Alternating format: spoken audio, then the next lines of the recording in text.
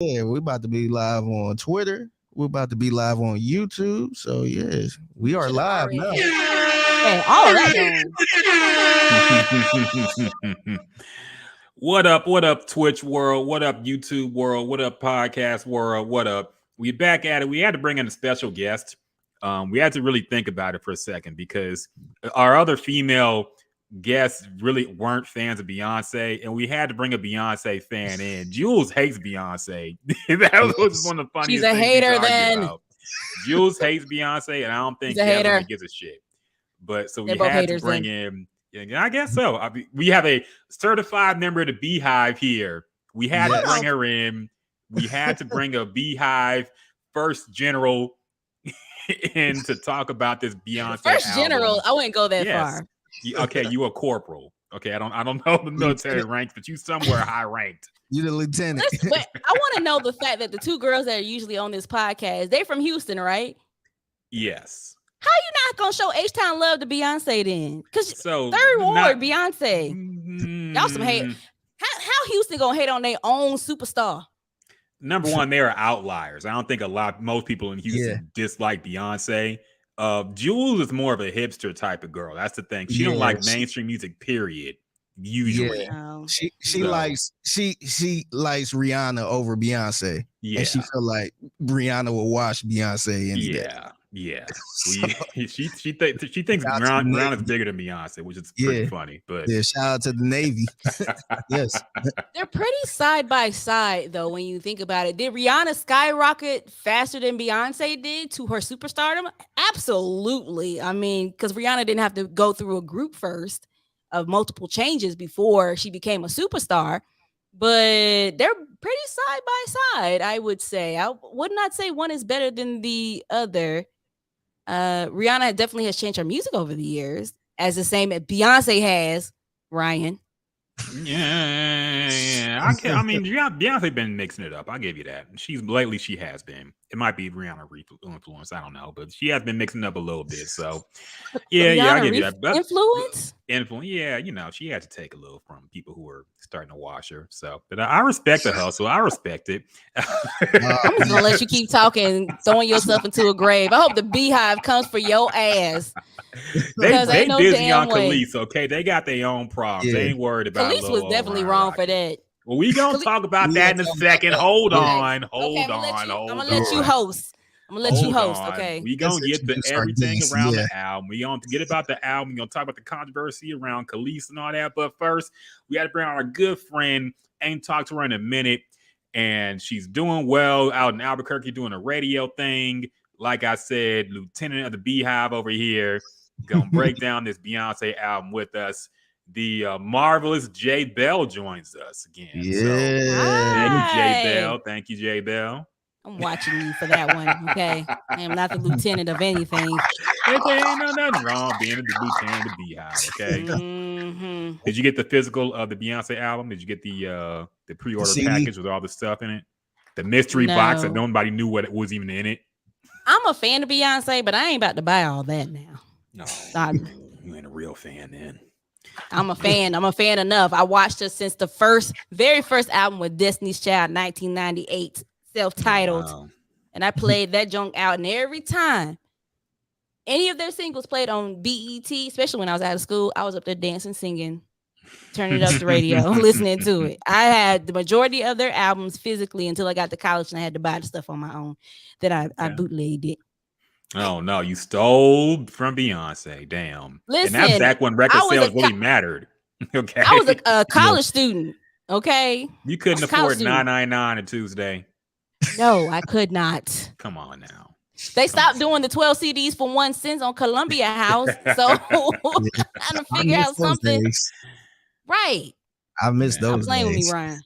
I know. Actually, I do miss the new release Tuesdays, man. I hate everything dropping on a Friday. I think it's kind of weak now, but whatever. That's just the state of the world today and streaming and whatnot. At least we got the streaming apps and all that shit, so it's all good. But anyway, first off, J Belle, let's get in check with you first. How you been? How you holding up?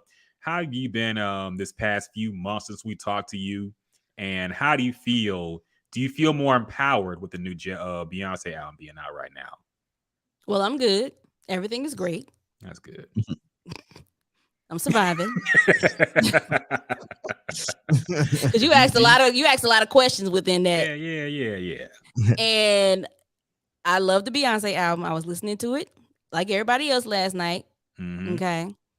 And I wouldn't say, I feel like it'll be behind Lemonade, because Lemonade is a masterpiece. Like, I don't care what nobody's saying. When she put that album out, she made a masterpiece. That is her best body of work to me. She's not that number one. That's her greatest album? To me. Okay. To me. That's strong. Okay. To me. That's I love her album because I relate to it. I loved it. She was raw and pure on it. And I'm not saying she wasn't on Renaissance, because she definitely was on Renaissance. I mean, you can tell she's preserved her voice over the years, because she still sounds the same. Like, she sounds good. You can tell like a lot of it was not studio, because she layers her own her background vocals herself. So this album was a different turn for her, which I like, because we could have expected the same old thing. She could have went back and did something like the other R&B artists are doing. And honestly, you can't even put Beyonce in a genre, truthfully, when you think about it, because she's done everything. She's done country, she's done dance, because she did dance on Self-Titled. Yeah, Daddy Lessons. That's a country song. That's a country so Nelly song. done country then too, right? He a country artist. Nelly, one song means you done country. I said she's done country music, and she was on the ACMs. Okay. I'm just asking questions. Okay. The CMAs. Okay. This is what she was on CMAs. Yeah. I mean, if you listen to Lemonade has a little bit of country in the background too. But no, Renaissance is really good. It's very house dance music, and I feel like it's really for the whole community. But for some straight men, it's not going to be for them, because they're going to feel uncomfortable in their skin when they listen to this. But the transitions in the records, pure gold, because you're sitting there thinking that you're still listening to the same song, and you go check the list where it's at. It's already on the next song. Really great record, especially Cuff It. Cuff It is a really good record. Just the vibe of the whole song is awesome. I love Plastic Off the Sofa and the transition into Virgo's Groove. Really, to me, like, the second half of her album really picks up. Like, I like the first half, but after Cuff It, it really starts to pick up, and it really starts to get good. The transitions and everything are seamless. Her voice sounds so good, and she uses her lower register a lot. Like, I would say the number one song on that album for me that was really, really good is really Plastic Off the Sofa.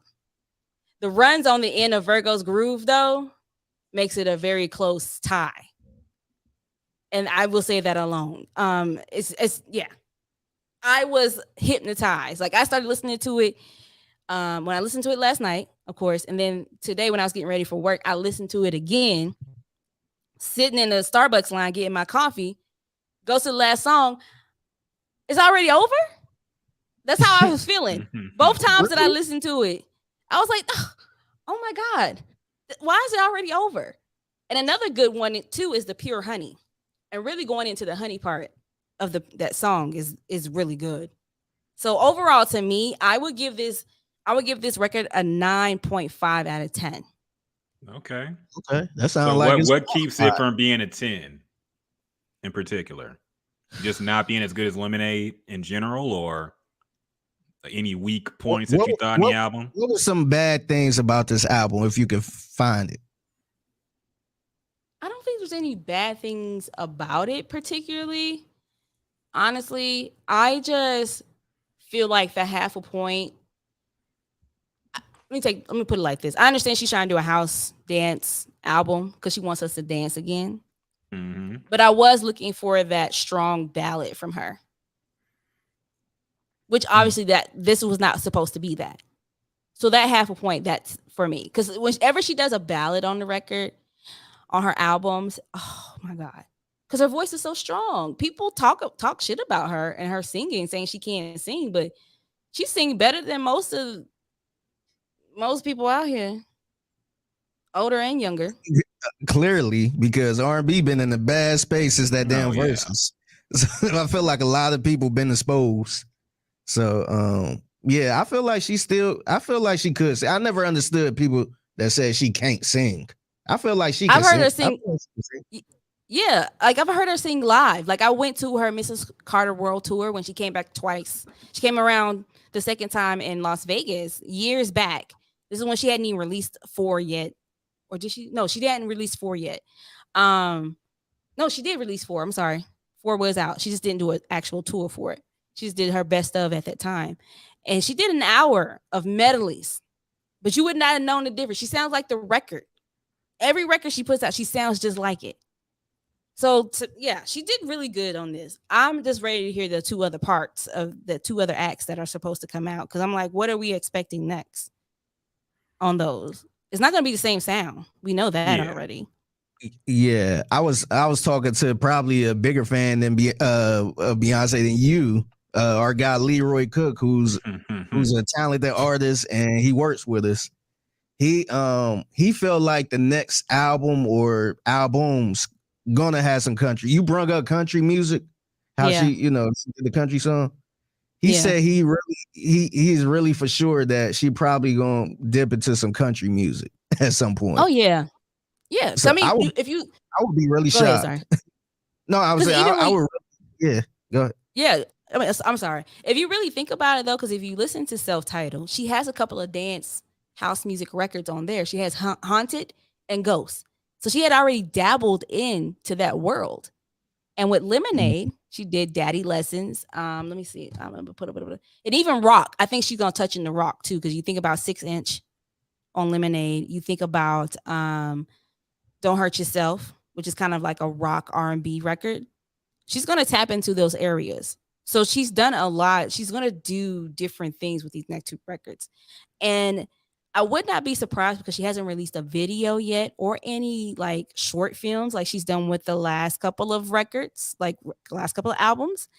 I would not be surprised if she accumulates, whatever the word you want to say, combines. There we go. Combines all 3 together into one big film of all of those records. I can see did it that. with The Gift. Yeah. Yeah. I can see that being some type of Netflix special. Yeah, I can see that. Well, she still has the deal on the table with Netflix too. She's supposed to do like a 3-project thing with them or something like that. So she did Homecoming. She still has 2 more projects to do. Okay. So yeah, it could be part of it. Yeah, I would assume she's gonna mix up the sound for the next 2 albums whenever they come out. And I would assume there's gonna be one more dropping before the end of the year, at least. I don't know if she'll drop all 3 in 1 year, but I would assume she's gonna drop at least another project before the year ends. That's just my wild guess. But yeah, this one is pretty much all a dance album. I think everybody was kind of expecting it after that Break My Soul song. Interesting avenue. We talked about the Drake thing and how was he biting her or what was going on there, because they both dropped these dance albums so close to each other. But yeah, I think for what it is, the album's solid. I do like Virgo's Groove a lot. That's probably my favorite song on it. I also like some of the samples. I like the Princess Loco sample of the Tommy Wright III song on the first track. I thought that was fire because not everybody knows about Tommy Wright III, man. It's like he's one of those dudes who was like around that 3-6 Memphis, Tennessee time, and he dropped a lot of stuff that sounded like them. He also had beef with Bone Thugs because he thought that they was biting off of him. Yeah, it was a whole saga behind that. But yeah, not everybody's hip to Tommy Wright III and his music. So I like the fact that he put that sample on there. She died a few years ago too. I think he admitted a while back. So yeah, it was good for her to put that music out there because not everybody's too hip on that. I did enjoy that. I thought the beat could have been better for that song with the sample, but she did her thing though. The one thing I will say about that. Oh, sorry. Go ahead. No, you can go ahead. No. What about it? No. I was gonna say the only thing. I demand you go. Y'all not gonna invite me back because I keep cutting y'all off. I'm sorry. It's all good. It's all good. The only thing I would say about, because the record you're talking about is I'm That Girl. It was too short. That's it for me. It was too short. Like I'd rather it been a little bit longer, but I mean, because it was kind of like an intro groove to me versus an actual song. That was it. Okay, go ahead, Ryan. I'm sorry. Yeah. And I want to add to that song too, because I thought the song was okay. I feel like she was trying to make a statement. I know it's a short song, but I felt like she was trying to make a statement there. And all throughout this album, I get to it eventually, but it seemed like she trying to set herself up there, man. And I know we've been talking about it for a few years on, is she better than Mike or is she not better than Mike? I feel like she trying to put herself right here now, man. She trying to call herself the GOAT. She said, I'm that girl. And yeah, I'm not mad at it. To start the album off like that, I'm not mad at it. Yeah, I think she kind of pussied out of calling it I'm that bitch. Because I feel like that's stronger. It makes more sense. But I felt like she got scared and didn't want to call it that. Because maybe she didn't want the language on there or something. I don't know. But yeah, I think she should have called it I'm that bitch. She shouldn't have went with I'm that girl. That just sounds kind of kids bop-ish. But whatever. she don't like to curse around her mama. Miss Tina she cussed a lot in this album. She cussed a lot in this album. I think Miss Tina done got over it. She cursed all throughout it. I was like, Beyonce.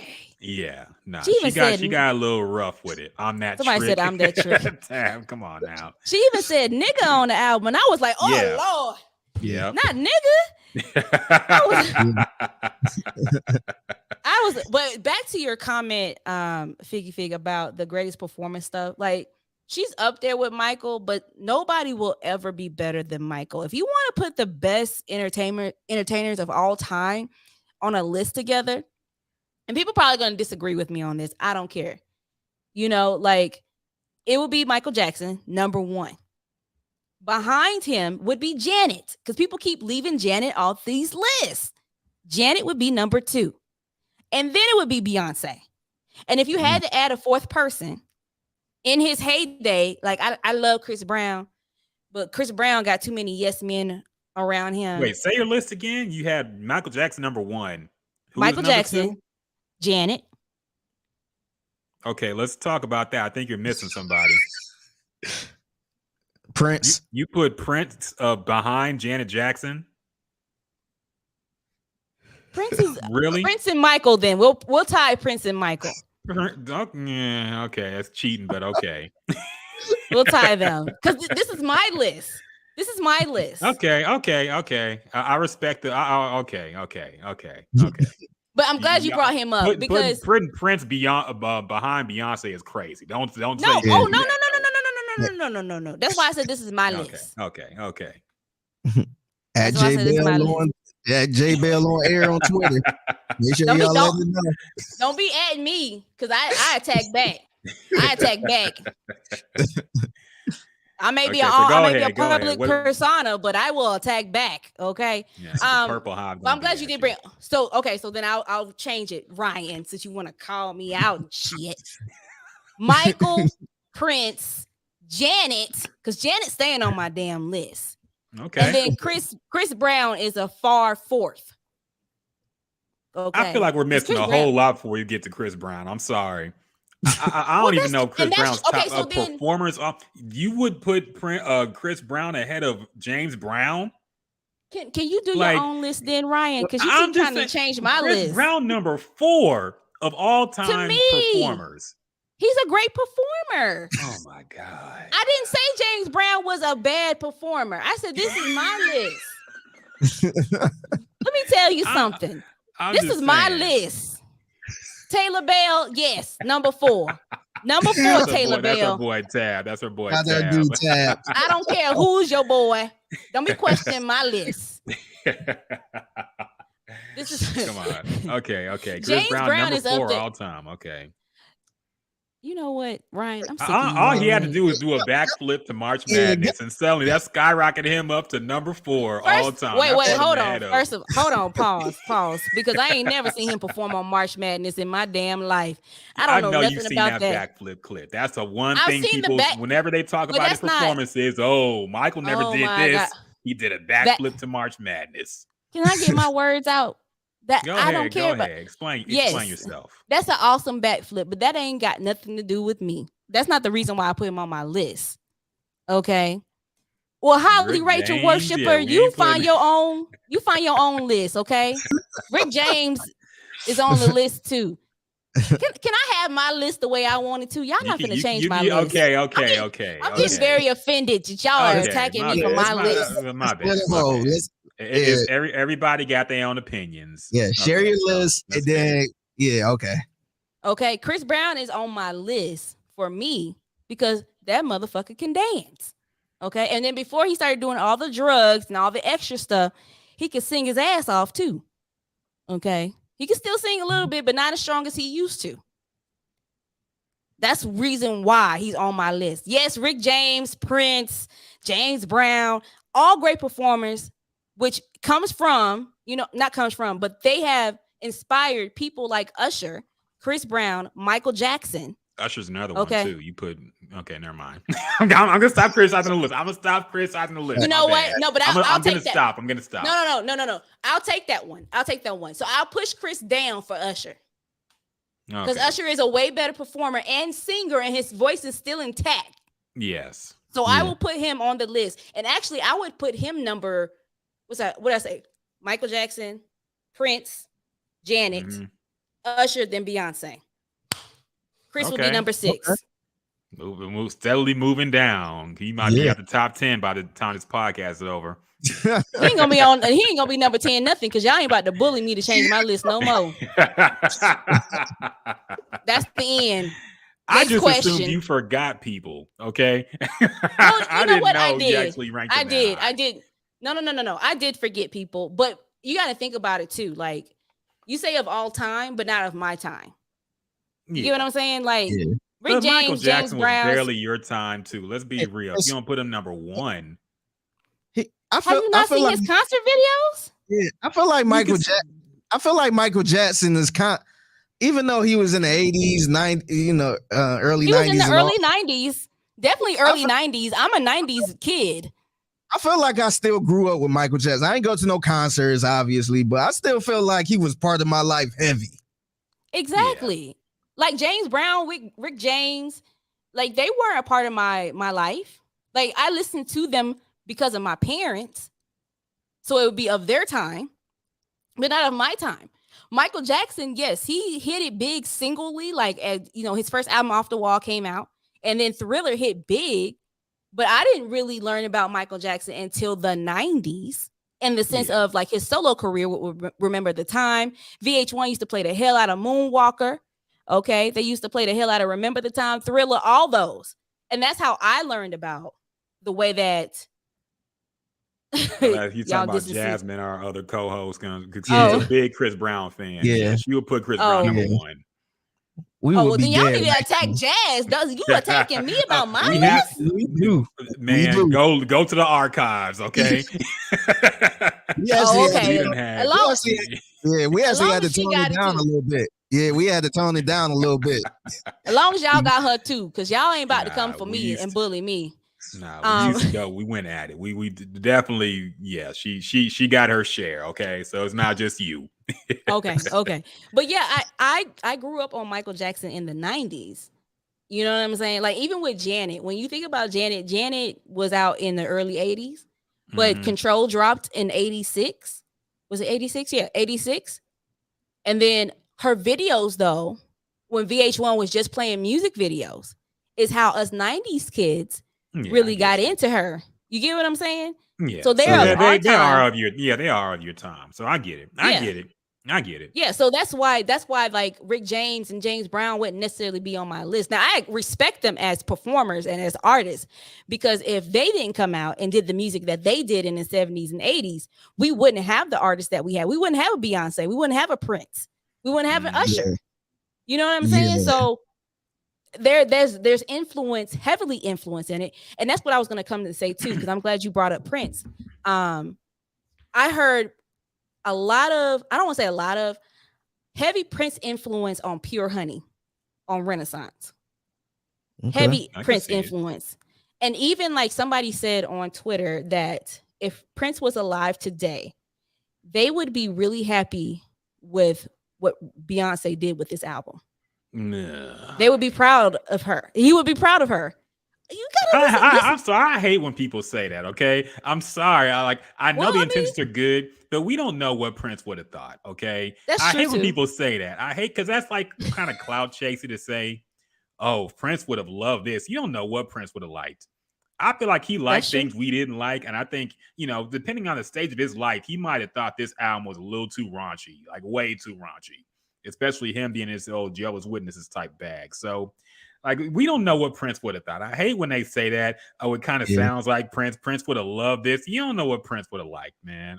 I'm sorry. That just annoys me. I know I don't blame you for that. I'm just saying it annoys when people will say, oh, if someone was alive, they would love this. You don't know that. You don't know that. I'm making this face because I'm like, when was Prince a Jehovah's Witness? Not with Kiss and Adore You and that was darling after. Nikki. You don't know. You ain't up on your Prince lore. This is why you didn't have him on your list, because you're not a Prince fan, okay? Prince went through certain stages in his life where he was very religious and did not perform any of his old music. Okay, he went Jehovah's Witness and he basically denounced every sexual thing he had done on records. He wouldn't play them or anything. It was actually a big deal that he did Purple Rain and all that at the Super Bowl performance because he hadn't performed that shit in a long time. Wow. So, but yeah, he had been through stages where he was super religious and just wasn't on that type of time at all. So yeah, but that was a different time. But what was it? The more you know. Yeah, the rainbow. Yeah. Well, I'm not judging it or anything like that because I was just like, I'm surprised by that. But I do like the only thing I remember with Prince is that he put that put the sign on his face because he no longer wanted to be called Prince. And I do remember he went through a period of like, he went left with his music. And I was just like, no, I can't listen to this anymore. Like I just tuned him out. Like his early stuff, I can play the hell out of. After the 90s, I was just like, nope. No. He was very experimental in his music. I respected that about him. I wasn't a big fan of his later music either, but I respected the fact that he was all experimental with his stuff. So. Which is what Beyonce did with this record. Yeah, I get it. I get it. I totally understand and I respect it. And it's the same thing that Beyonce did with Renaissance. She has, experimented with different sounds, different things that she wanted to do with this record. And if you look at her catalog overall, not her stuff with Destiny's Child, just her singular stuff, she has experimented so many times over the years with every album that she's put out. So you can't, for people that say she hasn't grown as an artist or she hasn't done this as an artist, they're wrong. Go back and listen to Dangerously in Love and then listen to every song that she's put out from her catalog alone, her albums alone, and you'll hear a huge growth, like definitely growth in her singing, her voice, period. Because you listen to her early stuff, she doesn't sing the same way. She doesn't sound the same. One thing I would love to see, like hear her sing now as a 40-year-old woman with the voice that she has, is Be With You or Speechless from Dangerously in Love or even Dangerously in Love. Because when you listen to her sing it on the Beyonce Experience tour, her voice then and her voice now, totally different. Even when she sings Resentment live, different. She's growing a lot. Yeah. So let me ask you that. Well, I know she got the 2 other albums coming soon, but I feel like I kind of want her. Like I thought she did kind of a dance album with this album, but I kind of want to get her into her like real singing bag, like an Adele type thing, where she could just let it loose. Kind of. I don't even know what you call that genre. What Adele do. But if she can kind of do something like that, do you think she would possibly do something like that or just whatever's hot? She's already done it. Listen to the first half of I Am Sasha Fierce. Yeah. I'm talking about like right. Yeah, I'm talking about like right now though. I'm talking. But she's already done it. Like you're not gonna hear her do something twice. She might experiment I don't know if that's true. Can I feel get it out? Go yeah, I got ahead. you. Go I ahead. got you. Okay. She might dib and dab in repeating something again, but she's not gonna full out do it. Like Adele is Adele. Like you're not gonna hear Adele do a Beyonce record. It's gonna sound weird. It's gonna sound crazy. Beyonce does have the voice to do it, but there's already a space for that person there. Which, by the way, I'm still hot at the fact that Adele won Album of the Year over Lemonade.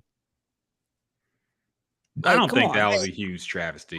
I do, because that album was. I think it was. definitely I think deserved it. Beck. I think Beck winning over Beyonce was worse That was terrible. than Yeah. Adele. Like, come on, Adele put Both out of them. That No, album. I'm not saying that. Yeah. Go ahead.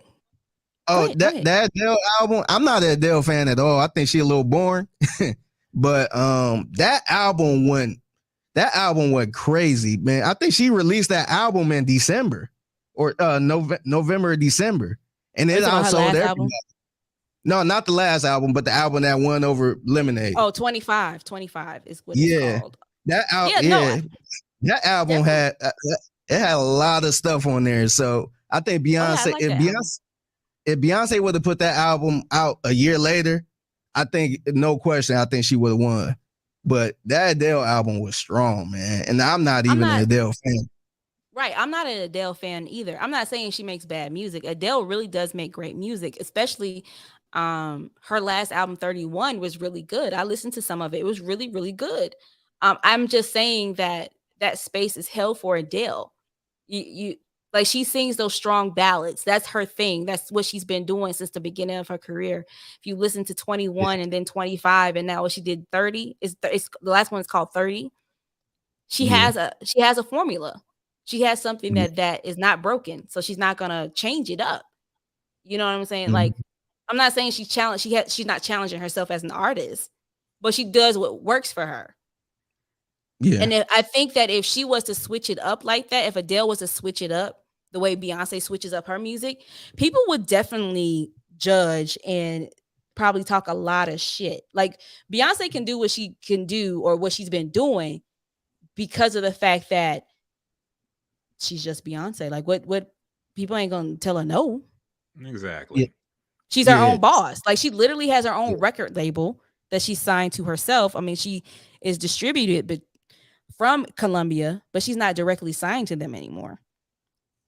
So she definitely puts her own money into all of her projects. Even Black is King, she paid for that out of her pocket. Her last tour. Was the Lion King album, wasn't it? The Gift? Wasn't that what that bullshit was that nobody plays or likes anymore? I like it. From that terrible movie that everybody already forgot about, Lion King. The gift was her project. Okay. That was separate from that. That Lion King soundtrack that they redid was trash. The original was always going to be the best. Yeah, okay. We agree the there. Gift, the Gift is separate. Like, she dropped it around the same time as the Lion King soundtrack came out, but that was her. And actually, she curated that album more so than, it was her. Mm-hmm. You get what I'm saying? Like, she curated and had the different artists, the Afrobeat artists and African artists on there. And it's a really great album. And the Black is King project, the movie itself is really good too. Because it tells a story. It tells the Lion King in human form. You know what I'm saying? And I actually feel like, I think you guys froze over here. Okay. I actually think that her project that she did is better than the remake of The Lion King. And I love Beyonce, but voice acting is not her thing. Yeah, it was just bad all around. That was just a mistake. They shouldn't even. Nala didn't need no speaking parts. But back to Renaissance, okay? Renaissance overall, like I said, is a great album. I think the only thing that I feel like was missing for me was a really strong ballad, something of the Adele-esque. But a whole album of her doing those type of songs, no. I feel like that would be boring as hell. Because even when you listen to the first half of I Am Sasha Fierce, no. I love Beyonce, but no. Like, one or two ballads are good from her. After that, you need those mid-tempo, up-tempo records from her. And I think that's what she was trying to give us with Renaissance. Like, she kind of gave us ballads in between with the sexy records, but still kept it upbeat. If you really listen to it closely, like with Plastic Off the Sofa and Virgo's Groove, and even like Summer Renaissance, like her voice singing, like she was singing on those records. She wasn't rap singing like she was with a lot of the other records on there, which is, that's the Beyonce formula when you think about it. Yeah. I was kind of curious of that too, because to me, in my opinion, her last couple albums, which was, I want to say, the self-titled album and Lemonade, I felt like they kind of sound similar. So when when this album was coming out, I was kind of curious what direction she was going to go. Is she going to stick with that same Lemonade or the self-titled album sound, or I was kind of curious because I felt like the Lemonade album was kind of trappy a little bit. It had the trap type of style, and she was kind of I would probably say sing rappy a little bit. So to me those album I was kind of curious if she was gonna go in that same direction, and she didn't with this album. I would say she didn't. So I don't know. Like you said, every one of her albums was different. It might have been a different theme, but I felt like the self-titled album and the Lemonade was kind of similar to me. When the last time you listened to self-titled and Lemonade back to back?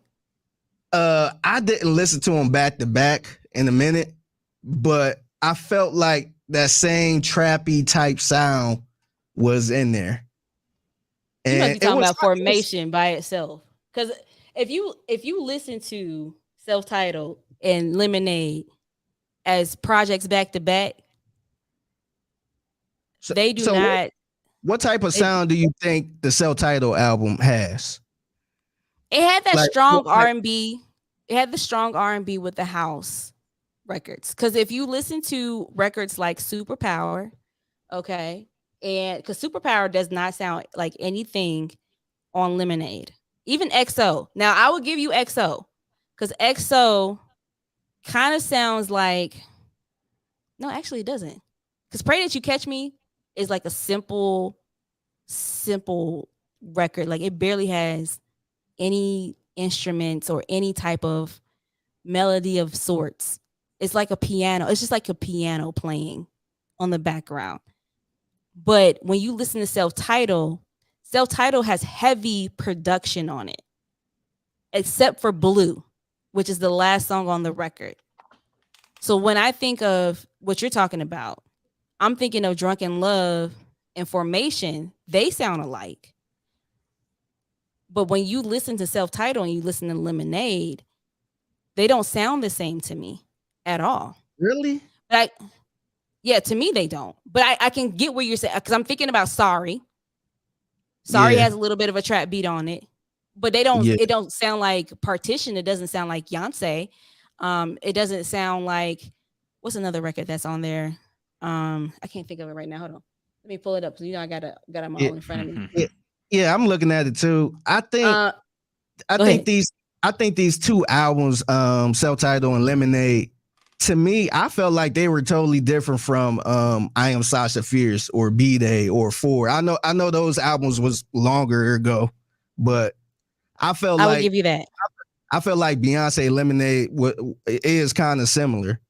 And so that's why I was wondering, like, damn, is she going to keep up with this sound again? Because I ain't gonna lie, I feel like that sound is kind of, older now because, music kind of evolved.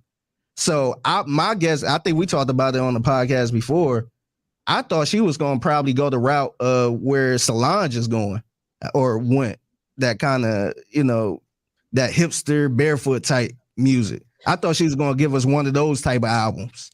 But I expect her to go kind of full out dance. And she's never going to do exactly what Solange has done. I think there's some records that probably a little bit like similar to what Solange has done in the past. And I would say that would be heavy on Lemonade. Like Sandcastles. You listen to Sandcastles is a little bit like what a Solange record would sound like. Ford, which is an interlude with James Blake. This is how you know I've been listening to these albums way too much. And I'm trying to think of one other one that shoot. Well, I can't think of it right now. I don't want to hold you guys up, but I do agree with you. Like her earlier stuff, none of it sounds well. No, I take that back. Dangerously in Love and B-Day back to back are kind of somewhat similar because of the music that was coming out at that time. Yeah, and honestly, during that time, a lot of artists wasn't going out on the edge as much. A lot of those artists was playing safe, due to probably the record labels and stuff like that. But yeah, I just never forget how I was working at a radio station in Cleveland, and when she dropped the Untitled album and the Drunken Love, and I was working at a pop station. And I remember they had a full-blown segment like, wow, she was cussing and she was this. And they were like it seemed like they was a little bothered because this ain't the, Halo Beyonce. And that's why I'm like, damn, she, I fuck with it. I was good with it. But I felt like the next album, Lemonade, was kind of similar, where it was kind of that edge, that same type of sound to me. And so I was curious if she gonna keep going with that sound or she gonna branch off into something else. This is why Beyonce can't necessarily win a Grammy. Because if you listen to I Am Sasha Fierce, right? That is Grammy performing music because of who votes in the Grammys. Now, don't get me wrong, more Black people are being invited into the Academy. But at the end of the day, the kind of music that Beyonce makes is not going to sit well with a lot of, and I don't want to offend nobody. Don't nobody call me anything. White people. Wrong. You said it. I didn't say it. You said it, not me. But that's really, she wasn't one. They love a certain part of Beyonce. Like when Black Parade dropped. Love Beyonce, period. I think the white people at the academies don't. Yeah, the older white men probably don't. But they would not give her nothing. People were up in a damn roar when Black Parade dropped. What was so controversial about that? Listen to the song. But I'm asking, what was so controversial that people? She basically was talking about what was going on at the time and that we need to fight back, and the fact that you have these people out here killing Black people for just being Black is a problem. Okay, so she made Rhythm Nation, but just like 20 years later and worse. Right, and she also won a Grammy for that too. Okay.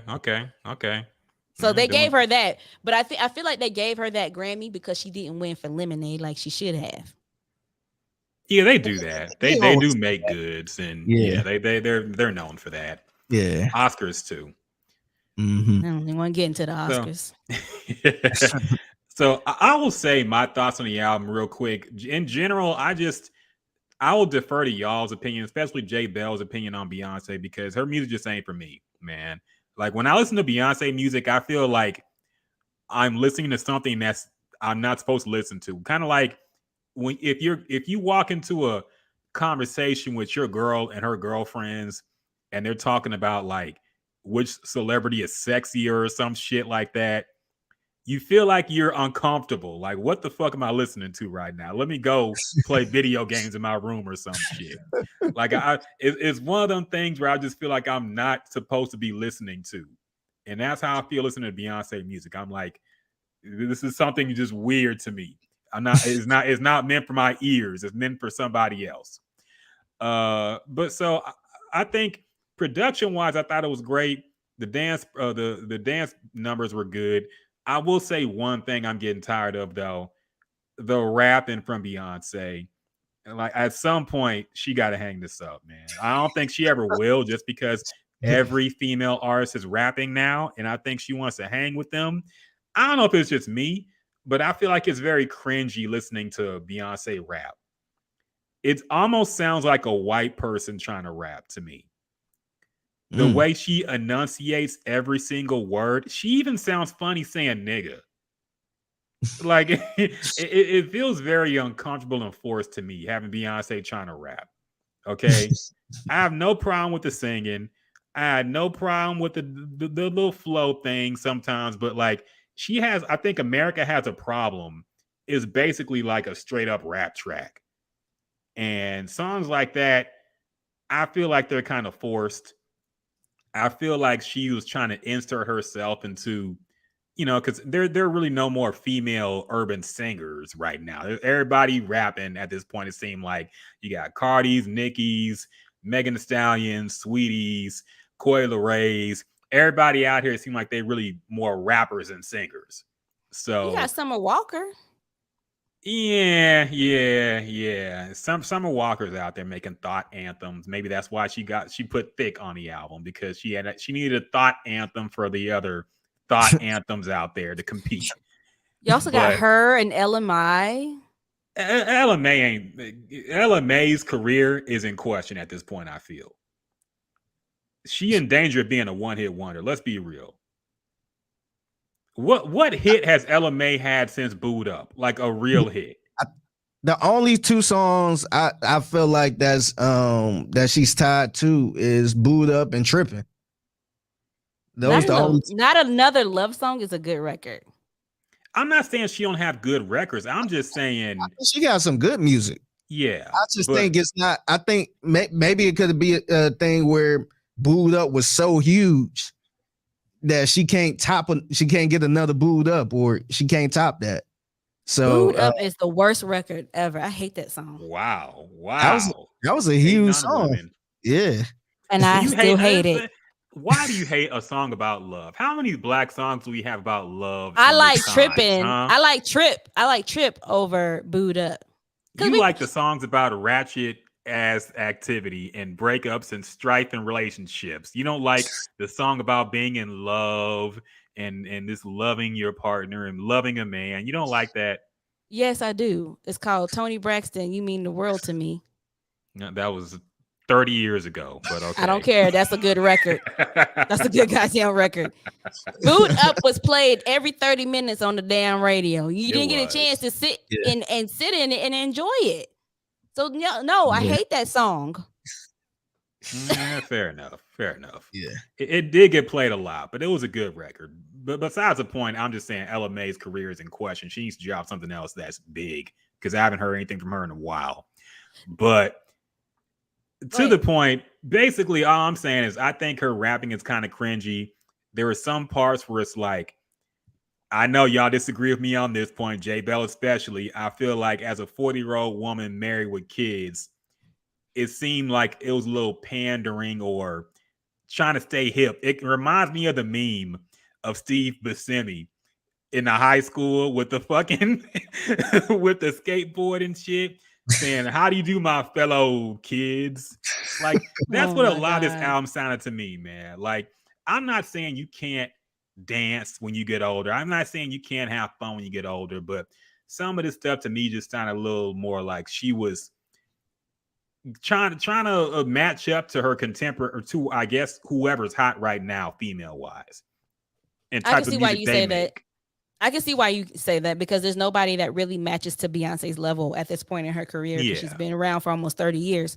But rap singing is something that she's been doing since Destiny's Child's first album.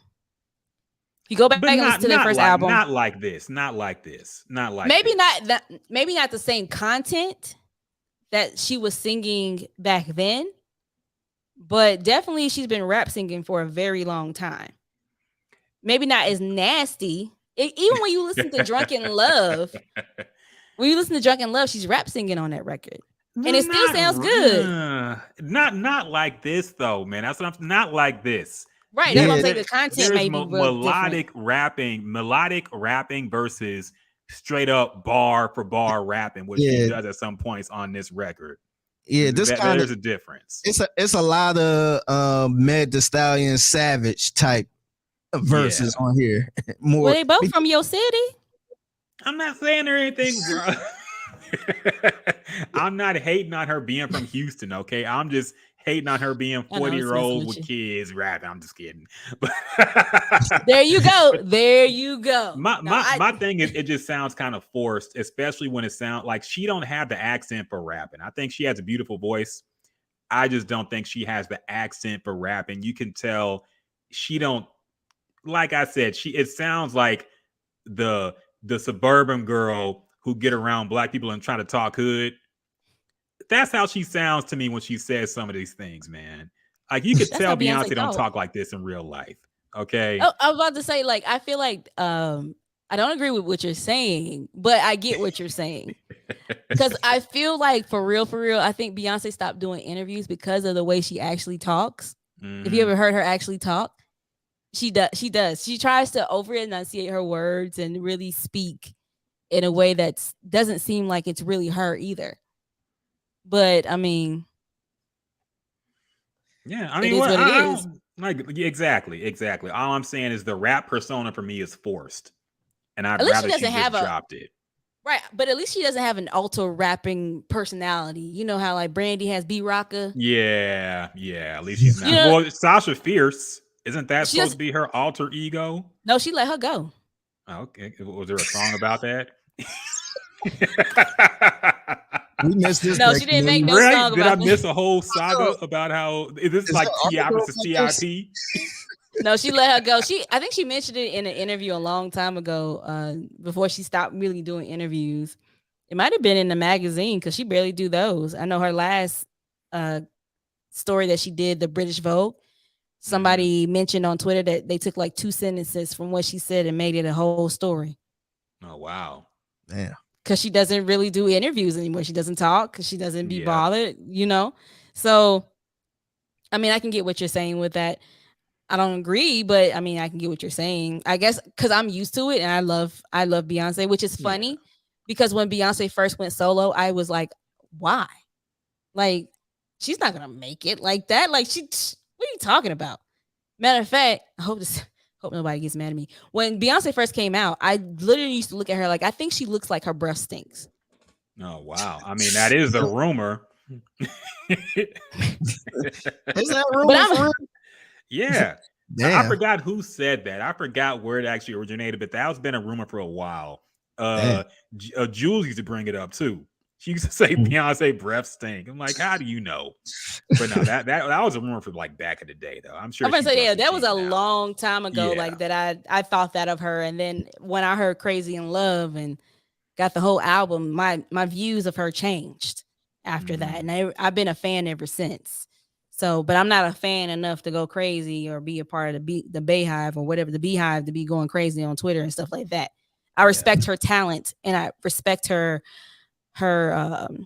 tenacity, you know, and the fact that like no matter what, like she definitely tries her hardest to make the music that is pure to her and feels good to her and hopes that it comes across to her fans, you know, the people that love her music. That's just how I see it and how I feel. So I think we're used to her rap singing or her rapping at all. Cause you know, Jay-Z helps her a lot with that. No, you know what I'm saying? So like in some of this album. yeah. So I mean, that's what when you're literally married to what a lot of people would say one of the greatest rappers of our time. What do you expect? That's what she's gonna do. Cause even when you listen to Plastic Off the Sofa and Virgil's Groove, like those songs are definitely dedicated to Jay-Z. Or at least about him. Like he was the inspiration behind them songs. Because she was getting definitely nasty on them songs right there. I can tell. See, what a great example that she's setting for us men out here. It's okay to cheat. Okay? She will still love you again. All you gotta do is just say the right things, maybe make an album. Just make an album. Go to therapy. Yeah, go do a little bullshit therapy, you know, play the part and she will love you again, okay? It's okay. Tab says we're definitely not getting Untitled. Jay-Z and them sold their title shares, by the way. So they don't even own any part of the title anymore. So we can still get Untitled, maybe. Jay-Z sold it. Yeah, I think Beyonce still has her share. I think Jay-Z just sold his. No, okay. Yeah. Well, Beyonce. I think a lot of artists got a little piece. A lot of artists. Yeah, they all still got a piece of it. They hadn't sold theirs. I think Jay-Z was the only one. Yeah, I think he had like a big chunk title, and I think he actually owned half of it. Yeah, he actually flipped it. I don't know how much he paid for it when he got it, but he actually $54 million. Yeah, he actually got more when he gave up his share or whatever. So yeah. After because he guilting sold all of it. us to buy it, now he done dipped out and got 54 million. Hey, No, I he got still more. No, he bought it for 54 million. No, okay, so he got more than that. Okay, Yeah, okay, I yeah, can he see it. doubled it. But I mean, he still has a big say in what the content that goes on there. And when you look at it and listen, like, or not listen, but look at it, Elliot Wilson is still a huge part of Tidal. So Yeah. I mean, he has a foot in there. He still has a hand in there, and obviously Beyonce still has a part too, because they had a whole page, the whole front page last night was dedicated to her. Well, it had to be. It had to Yeah. be. It's Beyonce. Yeah. Well, I'm just saying, like, who else would they do that went for? extra. Yeah, they went extra for her. Yeah. Even for Jay-Z, they still go huge for him. When it's their anniversary and either one of their birthdays, they put like Yeah. all the playlists and everything up there for them every single time. So they still have Yeah. say and they still have a hand in Tidal. Yeah. I would think so. I would think so too. Now I think it's safe to say we all enjoyed the album for what it was. Now I want to get into the controversy now, okay? I want to get into what people have been talking about with Kelis. I want to talk about the drama because I have some thoughts on it. So for people who haven't been keeping up with this whole thing, a few days before, oh, by the way, the album leaked a few days before it even came out. So that was kind of strange. I'm kind of surprised the Beyonce album leaked early, but I guess that's what happens when you put out physicals and all this stuff. Like there are other factors that you can't account for. So, well, it was released early overseas in France. Somebody showed a picture that was released like 2 days early in stores in France. So they probably, whoever was in France, uploaded it on the internet, and then it made its way over to us. So okay. Well, surprising that they even released it 2 days early in France. I mean, physical wise, I guess that's just what happens, but still. I think, to be honest, Beyonce just so used to surprising us with the album, and she actually gave us a month head start. So I think, to me, this is kind of normal. This is how it used to be back in the day. So. And she went with a more traditional release, and music used to always leak when they had physicals. Okay, you couldn't stop it. Somebody at the factory, some minimum wage dude, was gonna leak an album early. It happened with Jay. It happened with everybody back in the day. You used to always leak albums. There was no way you could stop it. Exactly. And that was back in the day where you had to have your shit submitted months in advance. So it wasn't even like a thing. Let me do it this week. I had so many bootleg albums from blogs on my iTunes back then. I never had to buy an album. I was like, what? Let me find this album. I got it. The craziest thing was when the album would leak so early that they would have to change the final album. And sometimes the final album would be way different from what leaked. Yeah. Yep. So I think that happened with Jay-Z. I had a Jay-Z Volume 3. It happened with Lupe's debut album. It happened a bunch of times. It was crazy. Yep. So I say that's all another thing. But they also released a list of samples used in the album before the album came out. And I guess Kelis's fan base got excited when they saw Kelis's name listed as a sample on the song Energy. And I guess they posted it in the IG page and they said, oh, wow, Kelis and Beyonce collaborating finally. And Beyonce saw this, or Kelis saw this and was like, she didn't know that her sample was being used. And to be fair, it's not a direct sample. It's more of an interpolation. Basically, part of the song kind of sounds like what she's saying in Milkshake. And so they have to list it as a sample. I think this is like the post Marvin Gaye lawsuit era, where if shit even sounds similar, you got to go ahead and clear the sample. And it's actually the song it's not called You Are Not Alone. Because I looked it up last night because I was like looking up the story. I was trying to figure out what the damn song was. The song that she actually sampled, because if you listen very closely, you barely hear shit. But the song that she actually had sampled was called Get Along With You. Oh, okay. That's what the song was called. And if you listen closely, if you listen to Get Along With You first and then listen to Energy, which is the song that supposedly she used to sample, it's very faint. It's like you said, what's it called? Interpolation, yeah. Yeah. But it's very faint. You can barely hear it. And what they did, because the song is slow, Kelis's version is very slow.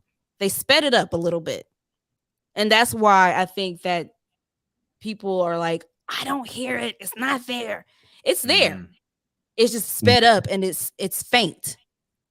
Yeah. And I think the biggest issue with people was that, first of all, Kelis made a big deal out of something that she really needs to take up with Pharrell. Because let's throw the audio first and hear what she has to say. Okay. And to be fair, before we intro this, I don't think Kelis had heard the song. Yeah. Because the album wasn't even out yet.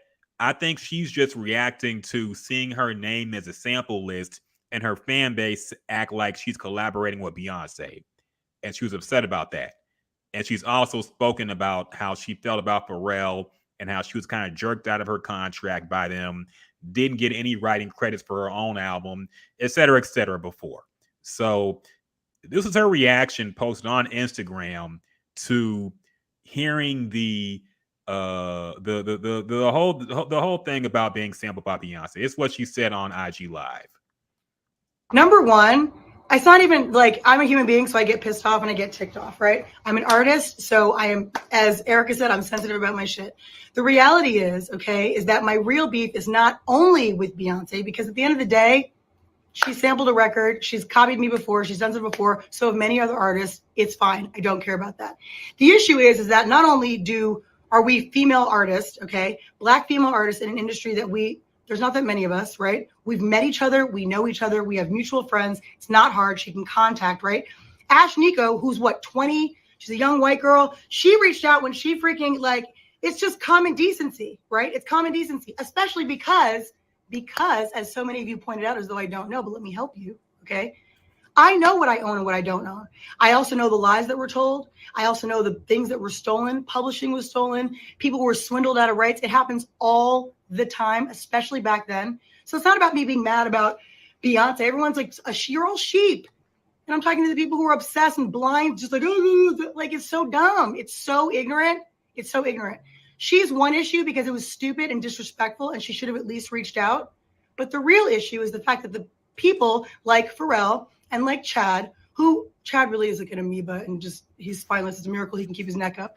But Pharrell knows better. This is a direct hit. Pause it real quick. Very, very, very. That's the first time I ever heard anybody diss Chad Hugo from the Neptunes. Say he's an amoeba and spineless. Dang. I've never heard anybody. First off, people barely even talk about him. But when they do, it's always like the most, he's so amazing, so creative. Like Tyler, the creator, talks about him. Every time they bring him up, it's because Pharrell's sound don't sound the same. Yeah, exactly. Oh, the Asian dude left. That's why his beats are ass now. Exactly. Yeah. Yes. So that's the first time I ever heard anybody call out Chad. I just thought that was funny because I never heard anybody diss Chad Hugo from the Neptunes like that. But yeah, I just thought it was funny. Keep it rolling. Keep it rolling. And the reality is that it's frustrating. I have the right to be frustrated. Why? Because no one had the human decency to call and be like, yo, hey, would like to use your record. Which, by the way, the reason I'm annoyed is because I know it was on purpose. This is not like they were in the studio. No, this was an on purpose direct hit, which is very passive aggressive. It's very petty. It's very stupid. And I'm going to say what I have to say. I don't mince my words. So all of you Beyonce fans, knock yourselves out. I'm not mad like that. It's not about me being jealous of someone using my song. That's the dumbest, most ignorant thing I've ever heard. Like, grow up. I was not thinking about her or no one else. Not even on no shade. Just not thinking about living my greatest, best life, as I always do. So it has nothing to do with that. It has to do with the fact that from one artist to another, you should have the decency and the common sense and the courtesy to call, reach out, a manager, an agent, anybody just to be like, yo, heads up. This is what we're thinking. This is what we're doing. Even if you're going to do it anyway. Just common decency. Like I said, it's happened before where people at least had the wherewithal to be like, yo, using your record, we understand that like Pharrell totally swindled you out of your stuff. Just want to give the respect because that's what you do, right? No, that's not what happened. So grow up, okay? I don't mince my words. I say exactly how I feel, when I feel it, how I feel it. I don't care who likes it or doesn't like it. It is what it is. These are facts. This is not opinion, okay? These are facts. Later. Okay. Okay. Miss Female Empowerment and Artist Ownership. Beyonce herself being accused of disrespectful behavior towards another female artist. There's a lot of Now things I wrong with want this. okay, I want to hear your opinion first because I think Kelis made some valid points. Of course, the Beehive came for her and came for her hard. She has been getting defended online as well. A lot of people who don't have a stake in either side, or more so, I think, on Kelis's side on this. But the Beehive, of course, is huge. They swarm people and they won't let go until you're dead. People. Yeah. Yes. So the Beehive came for her hard.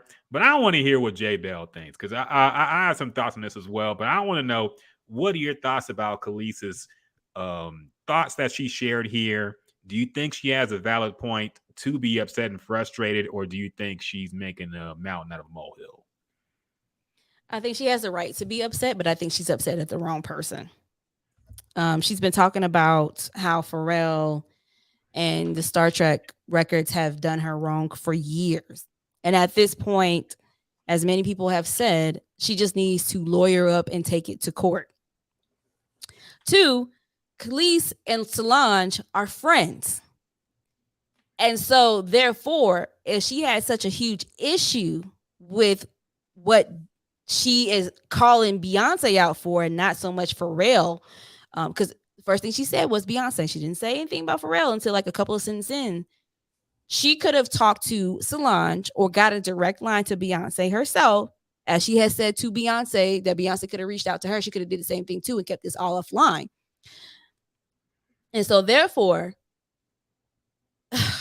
it just looks bad on Kelis because of the fact that it's making her look bitter when all she needs to do is go to court. And on top of that, she doesn't own the masters of the records. So why does Beyonce necessarily need to reach out to her for any type of courtesy on this? Beyonce ain't got to do shit. She went through the right channels. She don't own the music. She went through Pharrell. Pharrell owns the music. She did her legal stuff, signed the records, paid for it. There you go.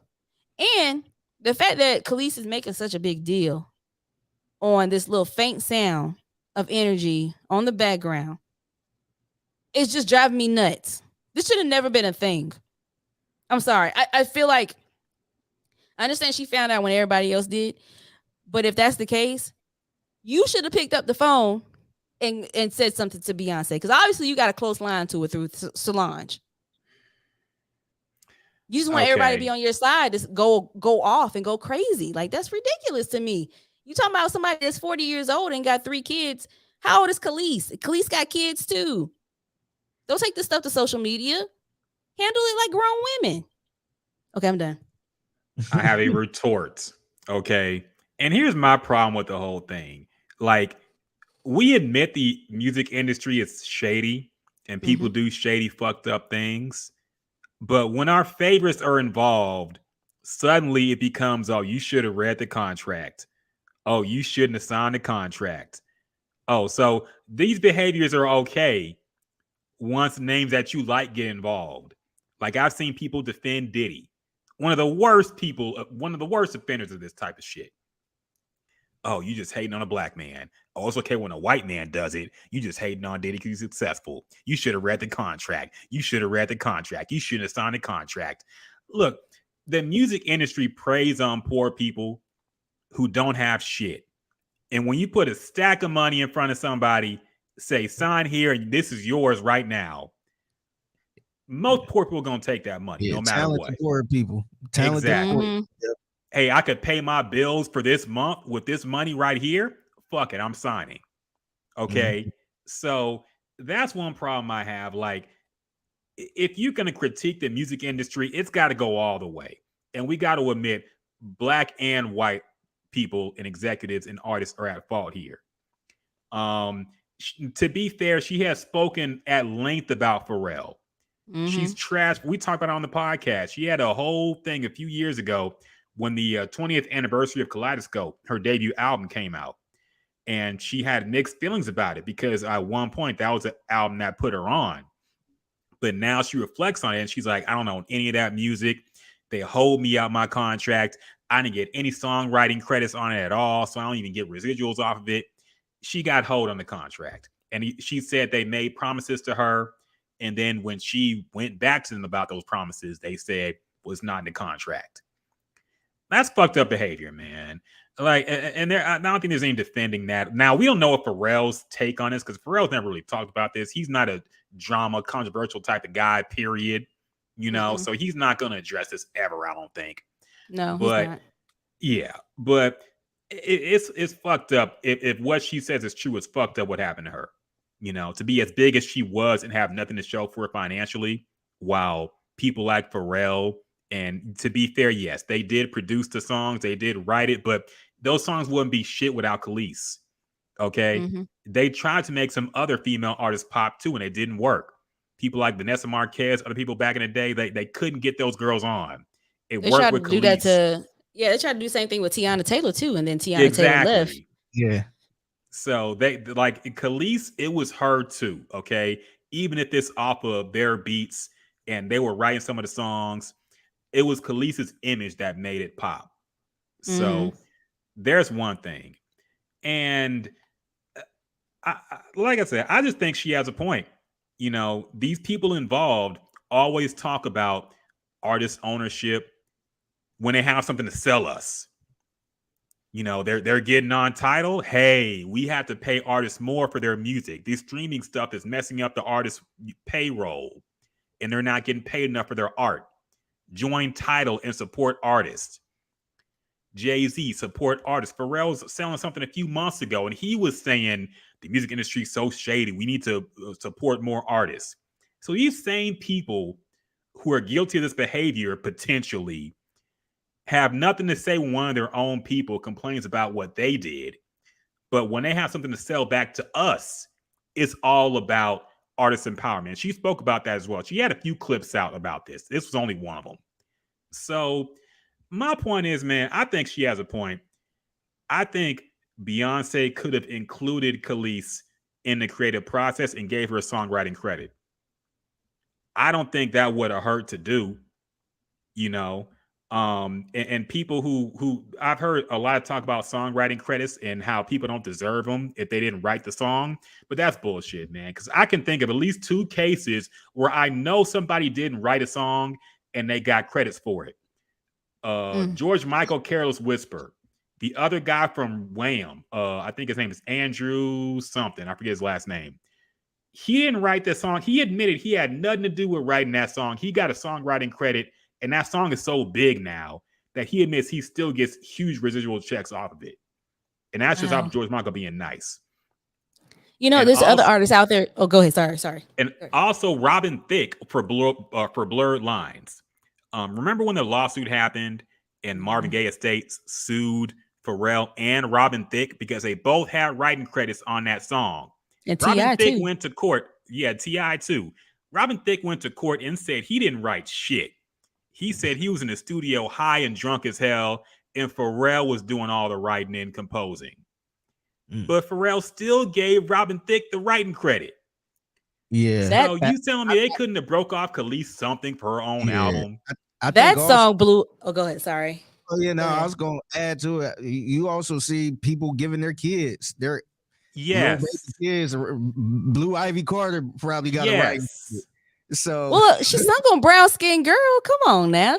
You think she wrote that? Come on, man. Of course she didn't write it, but she sung on it. So I'm not even talking about that. I'm talking about when she was first born. Remember that song Jay-Z wrote? I think it was called Blue Ivy, something like that. It was a rap. And all she was, it was just only her being born. So you just hear the baby crying. She appeared on the song, so now she gets residuals for the rest of her life.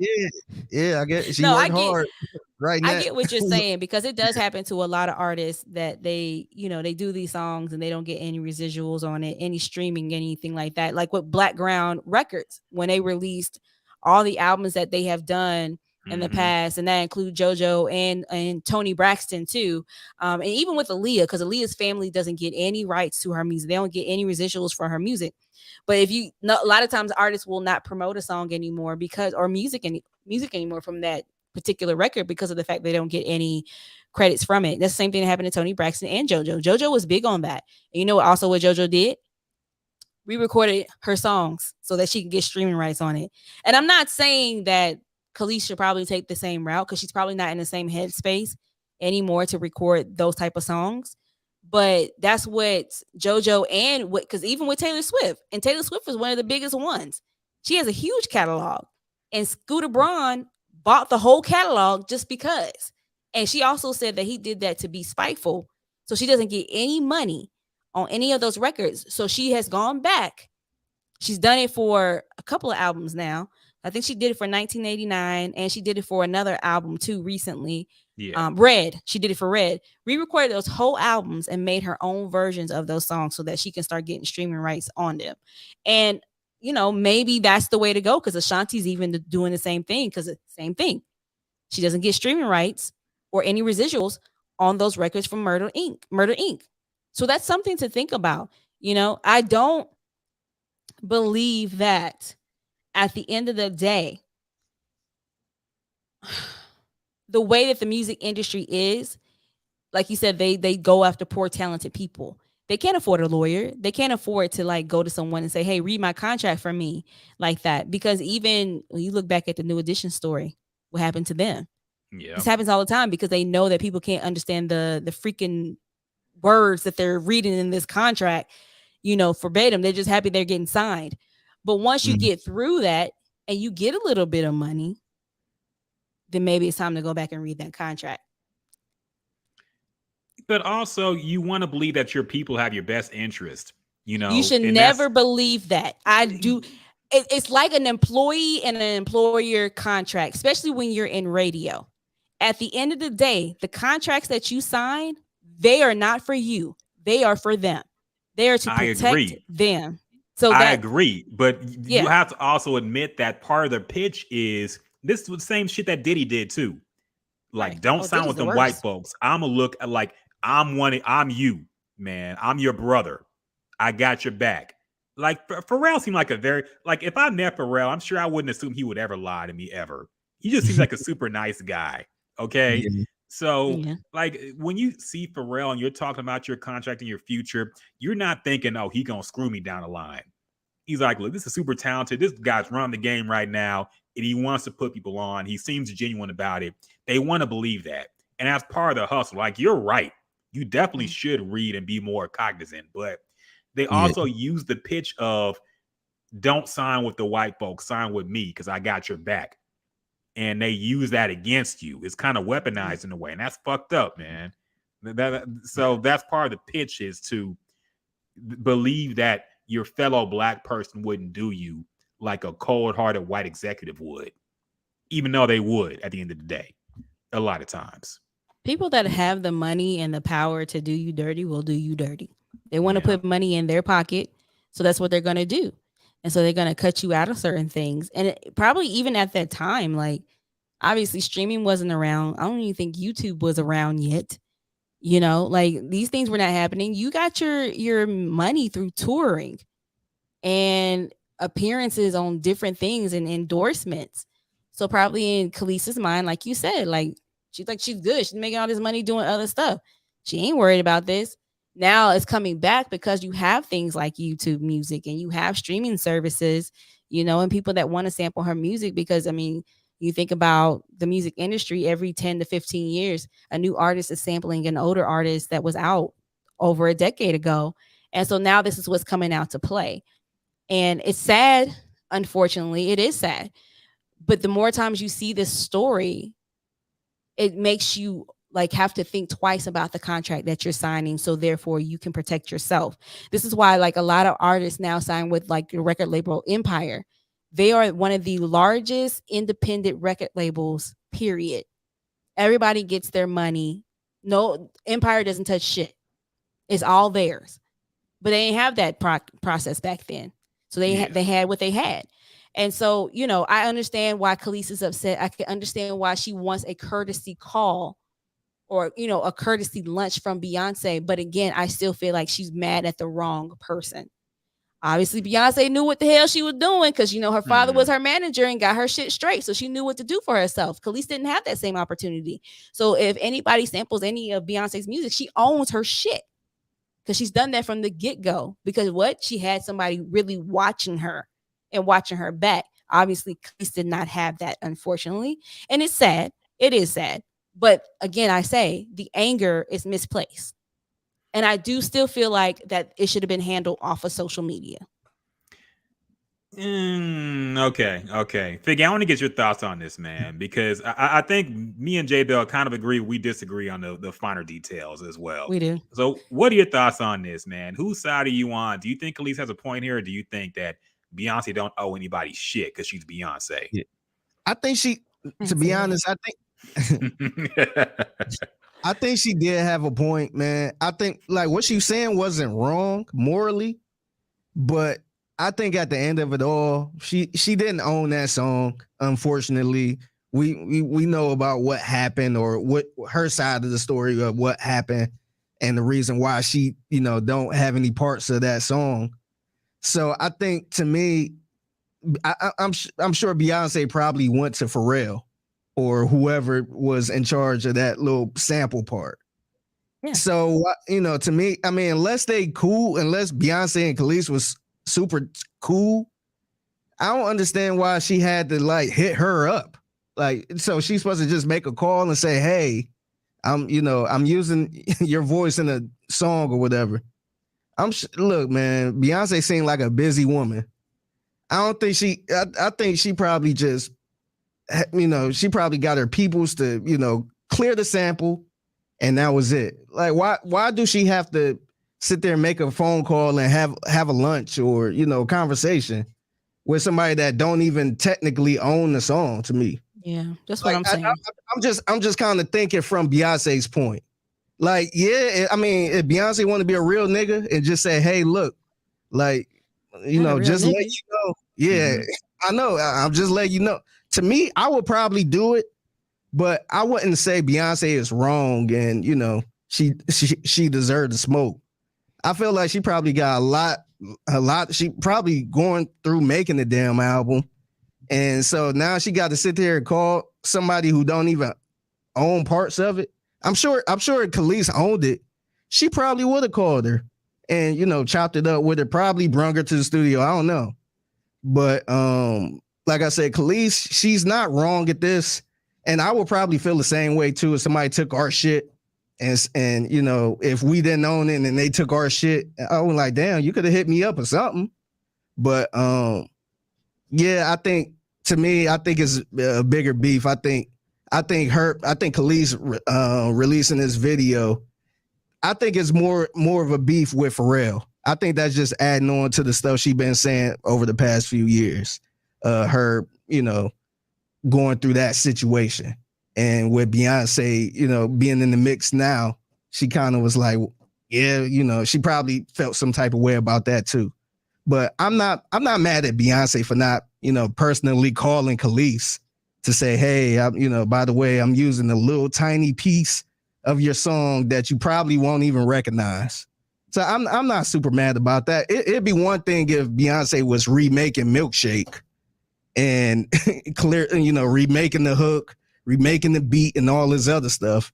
Then I would totally get that part. But Beyonce, like, just imagine Beyonce got to personally call every single person the sample she's using. Just, hey, just a heads up.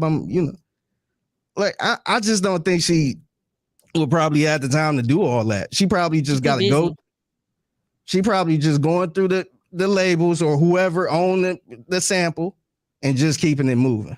And unless they was cool personally, I don't really see the problem with that. But in the same sentence, I feel for Kelis. Like, being in her point of view, I totally get it. I probably would have said the same thing if I was Kelis. But I'm not mad at Beyonce. Oh, gotcha. Oh, sorry. This is the thing. Kelis and Solange are friends. Obviously, Pharrell, Jay-Z, and Beyonce are friends. So they have a certain degree of separation between the two where it could have been easy for them to talk if Kelis was really that pressed about it. I feel more she went to social media because she wanted the sympathy about this situation. She wanted to put it out there to make it louder so that at some point she wants Pharrell to come to her and respond and get it handled. Because obviously if she's going through private channels to do this, or she's been trying to go through private channels to get this handled and it's not working, here goes social media. Nothing on the internet ever gets deleted. And at some point, like, he's going to see if he's not already saw it, and he's going to respond in private if he decides to. And the end of their contract obviously was a very shitty situation that she feels like she needs to go out of her way to say all this and get this attention. It's like the circle. It's a circle of friends, but then there's a split down the middle of like nobody really wants to communicate with each other. It's like working in radio. Nobody communicates with each other. Though we work in the communication business. There you go. So here's my issue with what y'all are saying, because I understand what y'all are saying. Yeah, Beyonce don't have to call everybody, and especially for a sample that interpolation that you can barely even tell unless it was listed. My problem with it is the fact that they put out a list of samples as promo before the album came out. Okay, and it had Kelis's name on it. So Kelis's fan base thought that they were collaborating. And that's what she was confused about. Because she was like, I never heard y'all talking about collaborating. You know, I'm sure she hadn't talked to Beyonce in years. So, and then this brings up the memories of how Pharrell apparently did her dirty. So my thing is, yeah, Beyonce didn't have to call Kelis, but they didn't have to release this either as build up to the album and have a list of all the samples on it. They could have buried this in the album credits when the album came out like they do everything else. But they released it as promo for the album before the album even dropped. So, of course, people are going to look at the sample list and be like, hey, wait a minute, Kelis. Is it finally happening? I guess for the Kelis fans out there, all 5 of them. But, like, there's more I'm than just saying, that. Yeah, I know, it's fucking around. But they did this for promo. In a way, they kind of used the people who were being sampled for promo for the album before it came out. And in a way, in a roundabout way, she was kind of being used for promo for an album she had nothing to do with. So I think if you're going to do that, then yeah, Beyonce could have called Kelis and say, hey, if you're going to put out the list of people sampled before the album even comes out and promote it on social media and all this shit, then yes, you could have called Kelis. Okay. If you were going to bury it in the album credits and not, because people wouldn't even have noticed it really if the album actually dropped beforehand. So nobody would have cared, man. But the fact that the list, I think it might have been from the leak. I wonder exactly how the list came out. But no, she released it herself. Oh, she released it? Yeah, Beyonce released it herself. But this is the thing, though. Yeah. So let me go ahead. Sorry. I was just gonna reply to Rockett. What do you think? How do you think Kelis would react if, let's say, she owned all her music and Beyonce actually went to her and cleared everything? Do you think she'd be okay with it? Do you think, if the shit come out, you think she'd be okay with it? I mean, why wouldn't she be? I'm sure, number one, Beyonce talked to them. Maybe they had some kind of collaborative process, and then she got paid for it as well. Yeah. I don't think she would have had a problem with that. I don't see how she could reasonably have a problem with that. I agree with that. I agree with you. Like I said, I just think it goes back to, the whole Pharrell situation. Yeah. Like she don't own the song. So it's tricky. I don't think Beyonce is trying to, get over on her or anything like that. Yeah. I just think it's unfortunate that she don't own the record, because it's a lot of stuff. You hear people like Joe Budden talking about how he don't own his early music. That I don't know his situation with the Pump It Up song, but I think it comes to a point where, some people probably could use it if they want. And I don't know the situation, if it's like a Kelis situation or not, but sometimes like that was early on. Like I think it's just an unfortunate situation for Kelis that, it was early on. She was doing business with Pharrell. It didn't work out in her favor. So I think that's why she's, of course, that's why she's upset. But yeah, man, I just think, I can't, like I said, I can't be mad at it because everybody signed bad deals early on, man. Yeah. So it's just unfortunate that, she don't own that and they don't have to go through her. They go through the person who actually own it. So I think her beef is, morally Beyonce probably should have said, hey, I'm using this. But I think her beef should be more with Pharrell, unfortunately. First off, I want to say I feel bad for keep cutting y'all off when y'all talking, but when y'all take a Sorry, long dude. pause, You're passionate. Beyonce is under attack. You have to defend her, okay? No, it's not that. It's not that. You guys take a long pause, so I'm thinking you're done with the thought, and so then I want to chime in. Time too. Yeah. But what I was gonna say is like the sample list that came out, it was really like an ode to like all the people that she decided to sample on her album, because when you look at the Clark sisters, who are also sampled, they were sampled on Church Girl. One of the Clark sisters actually did a video saying thank you for it. You know what I'm saying? So it wasn't like you said, Beyonce didn't do it on purpose to offend Kelis or to like make her mad. Yeah, it wasn't a slight or nothing like that. It was a credit to say, I'm inspired by these artists. These artists inspired me. So therefore I'm using them, I'm using them in my records because they made some dope ass music when they was out. Even hate to say that about no cussing with gospel. Okay. Mm-hmm. They made very good Christ-like music. God, please do not strike me. So it was more of an ode than a slight or like, I don't think she was trying to make her mad or trying to cause an issue or anything like that. Maybe she could have gave her a songwriting credit, so then therefore Kelis could get money on it. But because Kelis does not own the record, how do you go about that? There has to be a loophole on that. And that's she could have brought her in for the actual recording of the song, and then she could have recorded something possibly, or had some kind of creative input, and then they could have gave her credit for it. Let me ask you, Ryan. I'm just saying, there are ways they could have involved her. Let me ask you this. So, do you think everybody on this list outside the Kelis own their music? Of course not. Yeah, the Clark sisters. I'm saying just everybody. Like, no, there's no way everybody that was sampled owns their own music. Yeah, I think. Because didn't she used a lot of bounce. She used bounce music. She used a lot of, I don't know what the correct term would be, but drag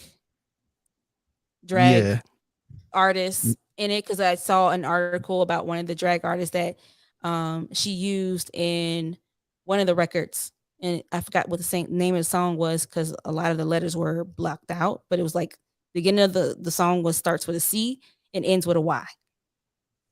That's all I know. Okay. Yeah. But but my point of saying that is, I think probably 90% of the people on this list didn't own what she used. Mm-hmm. So I think given, it's like I said, it's unfortunate, but I think her just putting that out there, showing that love, because she didn't even have to do that. She could have just had that in the back. But wait a minute, because I had to stop you there, man. Do you think that she did this for the artists who were involved, or do you think it was in part to help hype up the album? Because look, when you look at this song list, it's before the album came out. We don't know what these songs sound like. And you see Energy has credited Beyonce, Tina Marie, and Kelis. That gives you more hype for the album and the song itself, don't it? Let me ask you this. Do you think it could be, do you think both can be true? That, I'm using this as hype, but also I'm giving them somewhat of a shout out for, using it, because she don't have to do. Travis Scott did the same thing. Yeah. He ain't give this old a shout out. He did the same thing with the Astro World. Mm-hmm. But I do think it could be both. because I'm sure a lot of people got excited when they seen that. But also I think she is giving somewhat credit or, you know, shouting out the people that she sampled on there. I think both can be true. That's true. All I'm saying is, look, it's not like Kelis was some underground artist that nobody had heard of. They ran the same circles. I'm sure they've talked before. They know each other. Yeah, they were big at the same time. Her and Solange are friends. Exactly. Yeah, so I mean, so all this combined, all I'm saying is, if you're gonna put this list out there, it wouldn't have hurt ahead of time to be like, hey, you know, we're doing this song. We got this interpolation. Maybe if you want to come down, we can work together. Just because Jay-Z is been known to do this type of thing too. A lot of artists do that. She brought it up. It's a courtesy for people to do. Yeah, Beyonce don't have to do shit. We know that. Beyonce ain't got to do shit. She's Beyonce. Yeah, I'm just trying to imagine she don't her. owe anybody to anything to anybody. But I'm just imagining her inviting people down to the studio for a little sample. So I just don't see her doing that. Is female empowerment a lie or not? That's all I'm saying. Female empowerment is a hallucination. It's an illusion. Female empowerment is a very toxic thing. I'm not saying that it does not happen or is not real, but female empowerment is very cliquey. Women choose who they want to empower. I agree. It's not a whole thing. Yeah. So the term of female, first of all, don't say female. Women's empowerment, the whole term of women's empowerment is a very loose cannon, because these days women hate on each other for the smallest shit. There's no real empowerment in there. Now, I will say, me personally, I am about women's empowerment. So many women are not. They're mean girls. But I think we can all agree that Beyonce is not one of those people. She's definitely not. Now, in this situation, you know, we don't know up close what happened. Just like with, you know, Will Smith and Chris Rock. We're not going to go into that. We're not going to go into it. But it's a jacked up situation. Kelis should have handled it offline. And Beyonce probably could have gave her a courtesy call. Obviously, she's very busy. We don't even know if Beyonce really did give a courtesy call through Kelis's people. You know what I'm saying? We don't know. Even though Kelis may be talking about this stuff and saying that it may happen, maybe it has happened, or maybe it will happen at some point. We just have to give the benefit of the doubt. In the meantime, Kelis should just be fine with the fact that somebody used her records, because when she was big with Kaleidoscope at the time, she was a talent to be reckoned with. Nobody else was doing what the hell she was doing when she came out. Okay.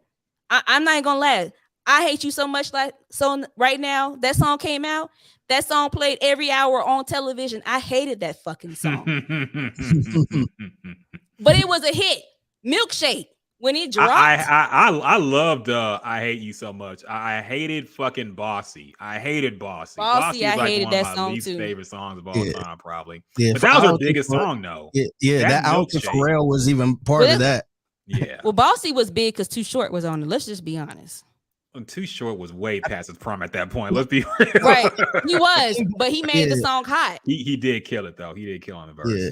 Yeah.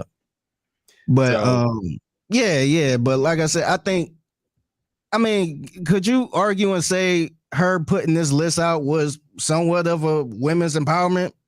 But, you know, like I said, I feel like she ain't had to do that at all. She could have just kept quiet and let Kelis find out on her own. And that would have looked worse to me if she found out on her own and said, wait a minute, like I'm sampled on this. But at least she gave the courtesy heads up on Instagram or whatever social media. But that goes against what Belle said, because now Beyonce can go public with this, but Kelis has to go private with her response to it. Like, if she feels a certain way about it being unveiled like this and it being promoted like this, I feel like she has a right to speak her mind.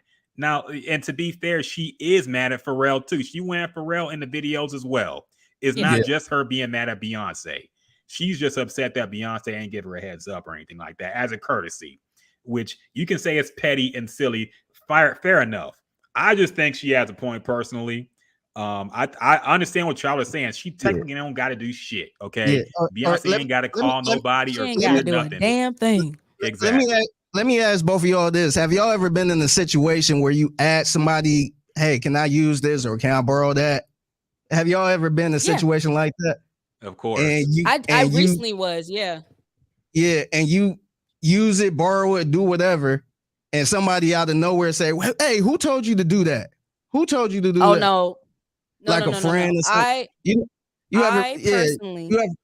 You ever been? I was gonna say, like when you was younger or something, and your friend said, "Hey, you could come on the porch, or you could do this, you could do that," and then the parent like, "Who told you to do that? No, get off." And it's like, damn, like I thought I asked this, I thought it was cool.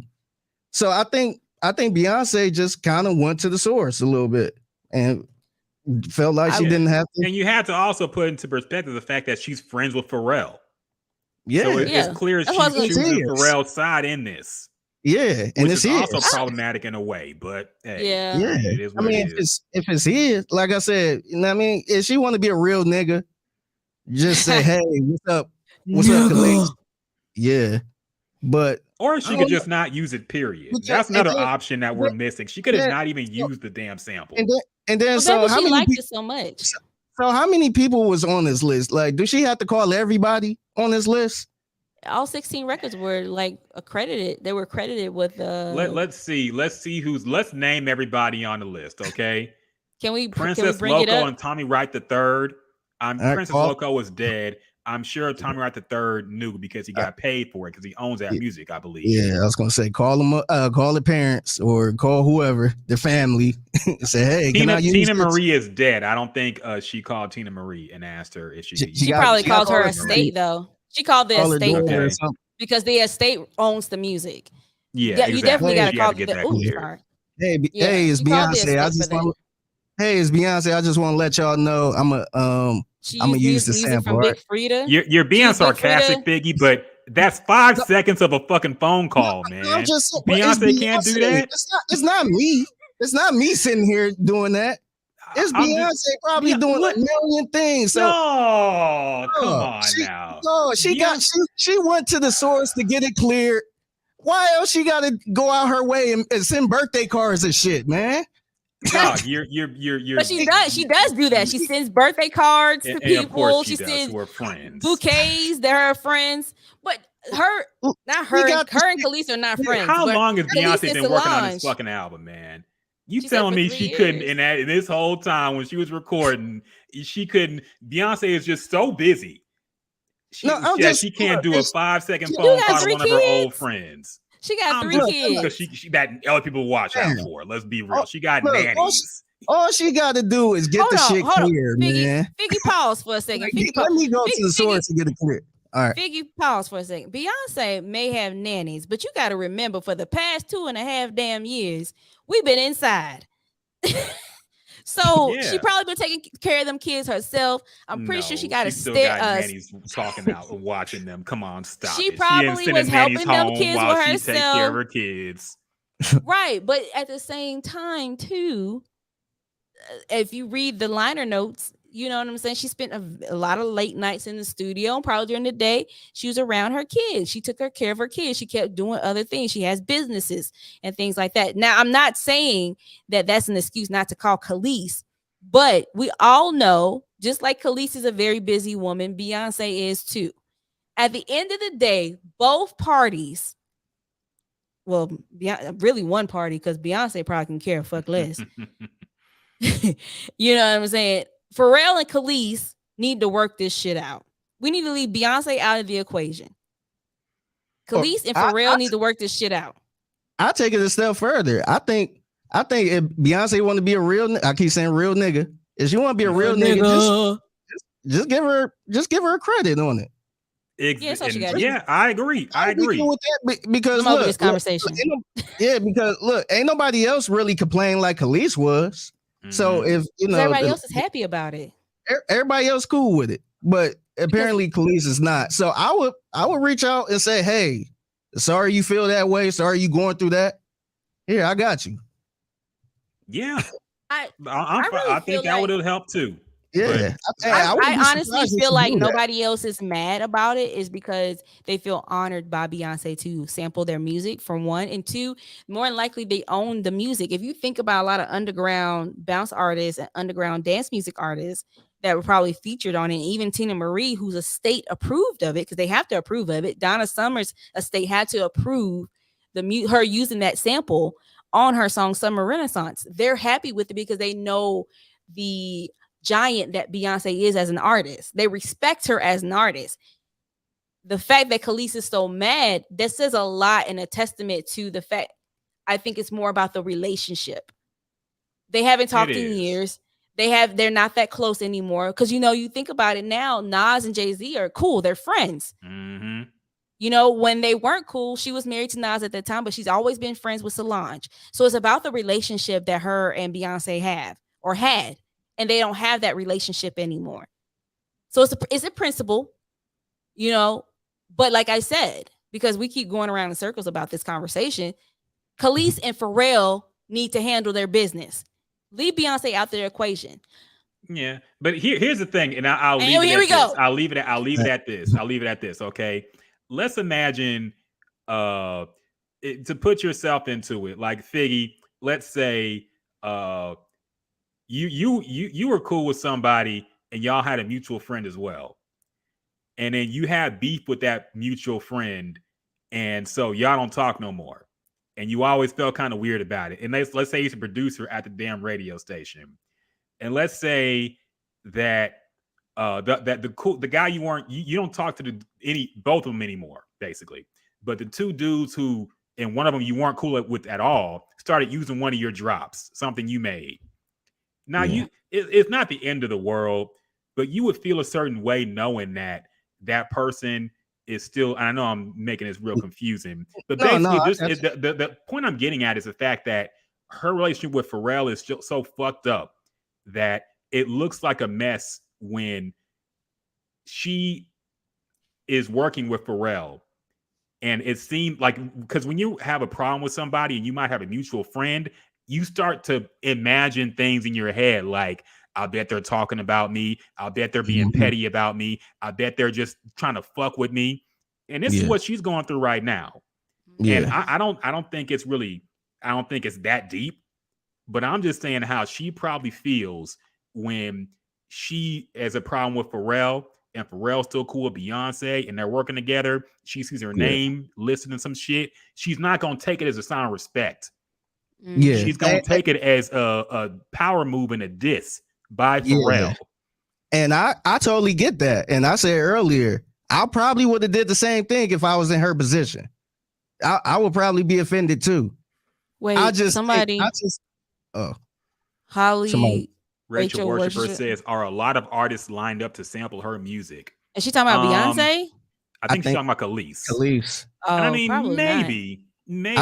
She has some hits. I think they will eventually. I think they will dig into the Kelis catalog. I was like, because Beyonce, people been sampling Beyonce stuff. Yeah, I wouldn't be surprised if people start sampling, just make a remake a milkshake or some shit. Yeah, it's coming soon. I hope not. I hate that damn song too. Yeah, but like I said, I totally get where she coming from. Like, and I'm with her on it. I would do the same thing. I just think Beyonce. I think trying to call everybody up on this list after you want to get it cleared by somebody that own the record and that they don't own. I think that's a lot, man. If I was in Beyonce position, I would probably be like, yo, you got her number? I'll hit her up real quick. Mm-hmm. But I feel like Beyonce just trying to get the shit cleared and keep it moving. Take me to the source. Yeah, I'm sure that's what happened. And like y'all said, there's a reason for the other artists to take it as respect. Because they don't have no problem with Beyonce or the people that Beyonce work with. But in Kelis's case, she got beef with Pharrell. She know Pharrell and Beyonce still cool. And then to see her name come out like this, she's going to assume the worst. I think I understand that. I think if Kelis and Pharrell didn't have this beef at all, I think Kelis would probably be fine with it. Yeah, I think so too. I think it wouldn't be this video and all this other stuff. Yeah. So I think we came to an agreement there. I think we can leave it at that because I think we'll see how this goes. I don't think anything's gonna come of it. I think this might get resolved behind closed doors.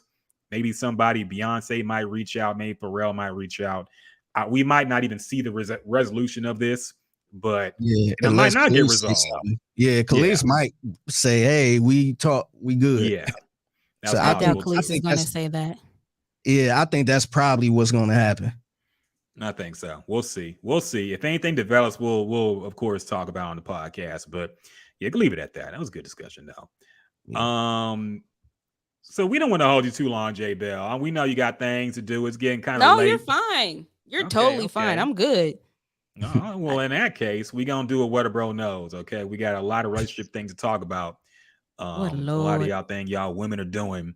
I'm just I just gotta say I'm getting sick of. Okay, all y'all. So what a bro knows, is that what it's called? Yeah, that's our relationship topic. Yeah, it's our little segment we do. Yeah. Oh Lord, don't talk to me about men. They get on my nerves. There's been a lot of this going on social media. I've heard a lot of stuff about a man not being the leader of the friend group. Have you heard about that shit? Do you know? No. You haven't heard that? No. Okay. Well, I'm not going to bring that up because that was kind of stupid. It turned into a meme anyway. But that's what people have been debating for a while. And also I see here, Baby Jade says if a man is paying the bills and taking care of your needs, then making him a sandwich at 3 a.m. shouldn't be an issue if he asks. Hell no. He need to get up and make his own damn sandwich. No. First of all, he ain't gonna be paying all the bills. I'm gonna help some. What if you don't need to? What if he says don't pay the bills? I got you. You would demand to pay regardless? I don't feel comfortable with that. Like why? I feel like when a man pays all the bills in the house, then he can control you and what you do. Like he expects things from you that may be out that ain't like you. Making a sandwich occasionally. First of all, I'm not getting up at no 3 a.m. Would you rather pay half of a $2,000 rent, or would you rather make a sandwich at 3 a.m.? I'll make a sandwich at 3 p.m., not 3 a.m. To me, this is like asking. Thank you, Holly Worshiper. I love you. Oh yeah, he said she needs to be a regular on the Gems of Juice podcast. Yeah. We have to bring you back more often. Yeah, definitely. That's what y'all said last time. I ain't been on here in 2 years. It ain't been 2 years, have it? It ain't been no 2 years. It's been a year and a half. It's almost 2 years. We gonna get you on more. I promise. That's on me. But to me, this is like saying, "Hey, would you rather hit the lottery and just get up at 3 a.m. to make a sandwich, or just live kind of check to check and paying your own shit?" I would get up 3 a.m. I would get up 3 a.m. Like, if you told me I would be good, don't have to pay anything ever, but I just got to wake up at 3 a.m. to make a sandwich and somebody say so, I will set my damn alarm clock right now to get up to make a damn sandwich. I feel like it comes to a peace of mind. I honestly feel like I'd rather struggle and pay my own shit than to depend on a man to pay my bills and get up at 3 a.m. to make him a damn sandwich. I need my peace of mind because I'm asleep at 3 a.m. Don't you fucking bother me about no damn sandwich. Kick your ass out. I'm sorry. Everything with y'all got to be a power dynamic. And most men don't think that way at all. We don't think of we control you and you do whatever we say. I feel like y'all project that on yourselves. I'm with Holly. Now you buy me a nice car, then maybe I'll make you a sandwich at 3 a.m. Like if an M3 is in my garage, then I'll make you a sandwich. Buy me a damn nice car. A lot of debates about women getting upset about men expecting them to cook. Yeah. And I think that's a little ridiculous, man. I feel like in most men, they make it such a big like, oh, you should know how to cook yourself. We shouldn't be up here cooking you 4-course meals every day. No man is asking for that, okay? No man expects food every home cooked meal. No, come on. in real life, J Belle. Nobody's saying cook me breakfast, lunch, and dinner. Nobody, no man today. No, see, Twitter ain't real life, J Belle. Twitter is not real life. Don't you say the men of today, because you really don't be in the real world. That's why I can say that. Okay, there are men on Twitter, and there are men out there that expect you to submit to them the moment you go on your first date. You know why they're saying that? Because they get engagement. And y'all retweet and say, look at this nigga. And then they get more tweets, and then they get more subscribers to the podcast. And y'all blow this stuff up. It's not real life. I'm telling you. I'm a man. I know what men think like. But you're not all men. You're not all men. I'm the average type of guy, okay? I don't have you one man. I speak for the race, okay? For the gender. You're just laughing at us. You one man. I speak for the look. Figgy can back me up on this too. Figgy is not asking his wife. He's married. He's not asking his wife to have a home cooked meal for him every day, but I'm sure he would like her to cook sometimes. I'll be telling her she does cook sometimes. Hold on. I don't think there's nothing wrong with cooking dinner every once in a while for your man or your husband. Okay. You know what I'm saying? What I'm saying is, I'm not getting up at no 3 damn a.m. to cook make you no damn sandwich. Now, I'll make sure that dinner's on the table when you get home, so you can eat before you go to bed. And you shouldn't be eating a sandwich at 3 a.m. anyway, so that you get fat. It's bad eating. It's a problem now, eating late. I think the lady that said the whole sandwich 3 a.m., I think she was kind of overreacting to it a little bit. But I think her point is, I would do whatever my man say if he paying every single thing, if he looking out for me. Because that was a whole discussion with the Cam Newton thing, because Cam wanted somebody to had dinner ready every time he come home, stay home, cook, clean, blah blah blah. He had that with his ex-girlfriend, and he still cheated on her and had a whole nother baby. She had 4 of his damn kids. We don't know the other side, okay? Yeah. Okay. Oh, y'all, that's the excuse y'all use. Okay. But see, my thing is, the problem I have with it is, you got a guy. Let's say the guy's an athlete or something. Let's say he's an honest athlete who don't go around cheating and all that stuff, but he's a millionaire. My problem is, if he kind of wants you to just stick around at home, you can do what you want to do, but make sure you cook and look out for the kids and all that stuff. I have a problem with the women that say, "Oh no, I need to be doing other stuff." It's like, doing what? And then the first thing they say, "Oh, what you need to wants to work?" And your man is a millionaire. Hold on. If I have a career that I already established before I met my man or my husband, by the way, I am single. Okay. Hey. Whatever. Whatever to that. If I already established my career before I met you, I'm not just going to automatically stop it just because you decide you want to pay my bills. Now, what I will do is I'll have extra money in my pocket so I can take myself shopping and pay my own damn nails with that money. Okay. But you going to take yourself shopping with his money anyway, though. You're right. And then I'll have extra money to shop with my own too. There you go. So wait, let's say you find a man who's a multimillionaire and he says, "Look, J Belle, I love you. I want to get married, but I want a stay-at-home wife who takes care of the kids. So I like you to stay at home." You would say, absolutely why? Not. Multi-millionaire, you would not have to worry about a single bill for the rest of your life. You can have your side businesses, hustles. You can invest. You can help with things, but he wants you to stay at home and take care of the kids.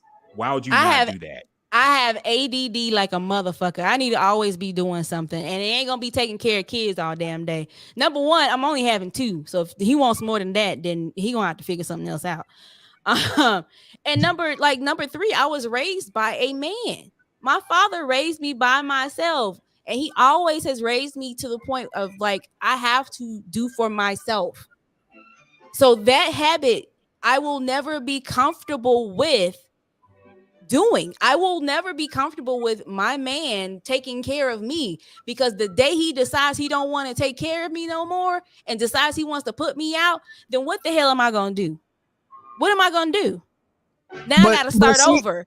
But see, I think a lot of women are guilty of this, by the way, not just you, but I feel like women look at the worst possible situation. Yes, 100%. Yeah, like he could be the real deal. Like, I feel like women make a mistake by saying, when if he do this, or when if he cheat, when if he do that. He might be the real deal. See, Taylor agrees with me. He said that's a good woman right there. How's she still single? I want to know too, Taylor. Because she puts her career over everying, as she's already said. Okay. What's wrong with that though? She don't have time for men. Look, I didn't say hold on, Ryan. Now don't be putting words in my mouth. I did not say I don't have time for men. That's what you're implying. Your career is more important than having a family. That's just. I'm 36 years. I'll be 37 in a month. Basically, if I got pregnant by the time I'm 40, that's a geriatric pregnancy anyway. It'll be hard for me to get pregnant unless that man got some strong ass healthy sperm. I probably won't be able to get pregnant anyway. And in this economy and in the way the world is right now, why would I want to bring kids into this world anyway?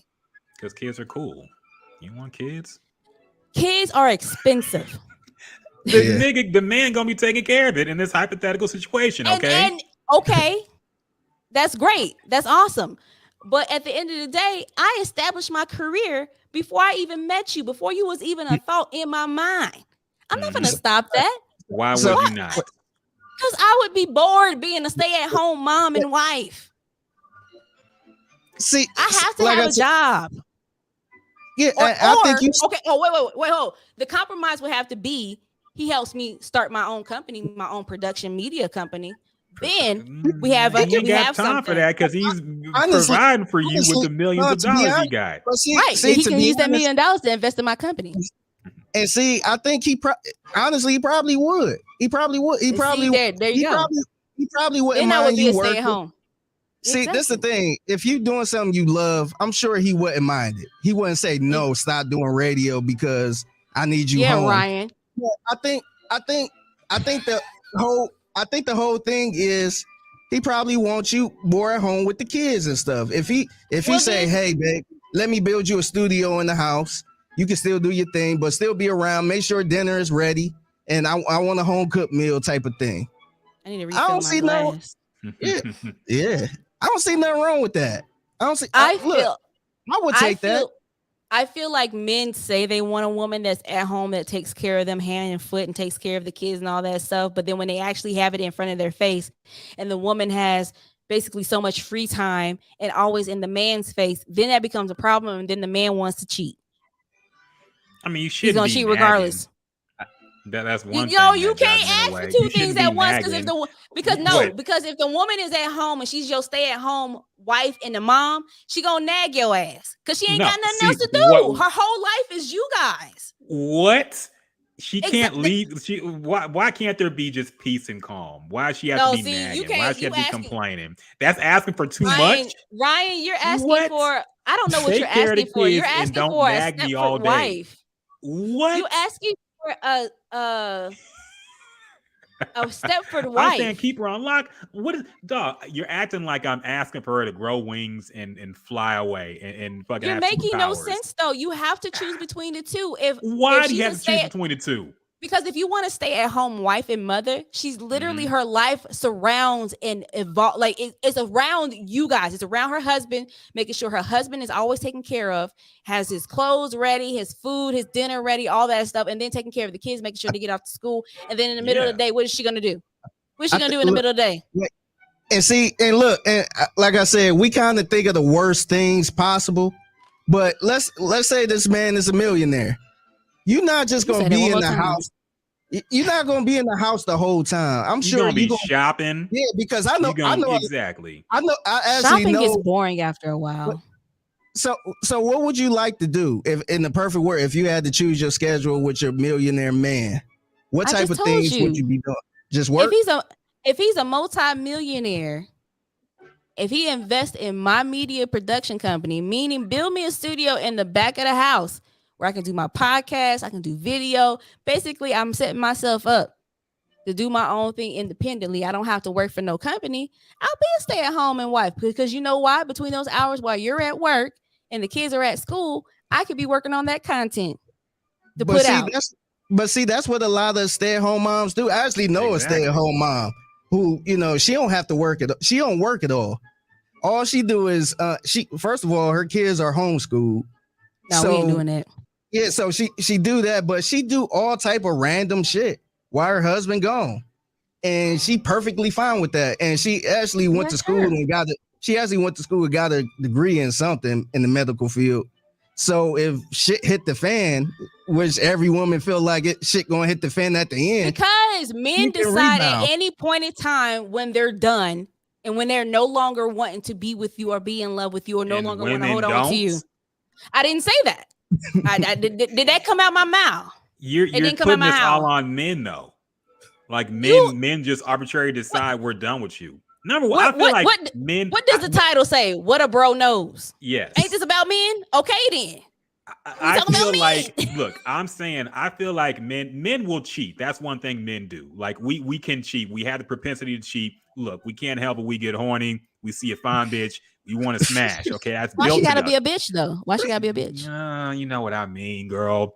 I know. The point is, I feel like men will not blow the whole thing up arbitrarily. We won't put you out. We won't say, get the fuck out. I'm tired of you. Like we want to keep you happy. Like it goes back to the Division song. It don't mean we don't love you. I hate that song. I know I trashed it, but there is some truth in there. Bro, men stop while you're ahead. Look, I'm just saying, men will fight longer to keep the whole thing together than women do. Y'all arbitrarily decide to walk out. No, men make a choice if they feel like a woman is worth fighting for. Not every woman that they end up with, they feel like they want to fight for. Some women, they just decide to walk away from and just be done with it. This has happened to me many times. Many times. I'm the one that be fighting for the relationship. These men walk away from me. And before you ask me what the hell did I do, I didn't do shit. So be myself. I'm sure you was like, I not tonight, babe. I gotta work on my content. Oh no, I never did that.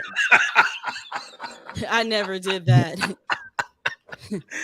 I don't know. I mean, if they weren't good in bed, then I'll be like, I don't think I'm ready for the night. You're sitting here trying to take me on a date.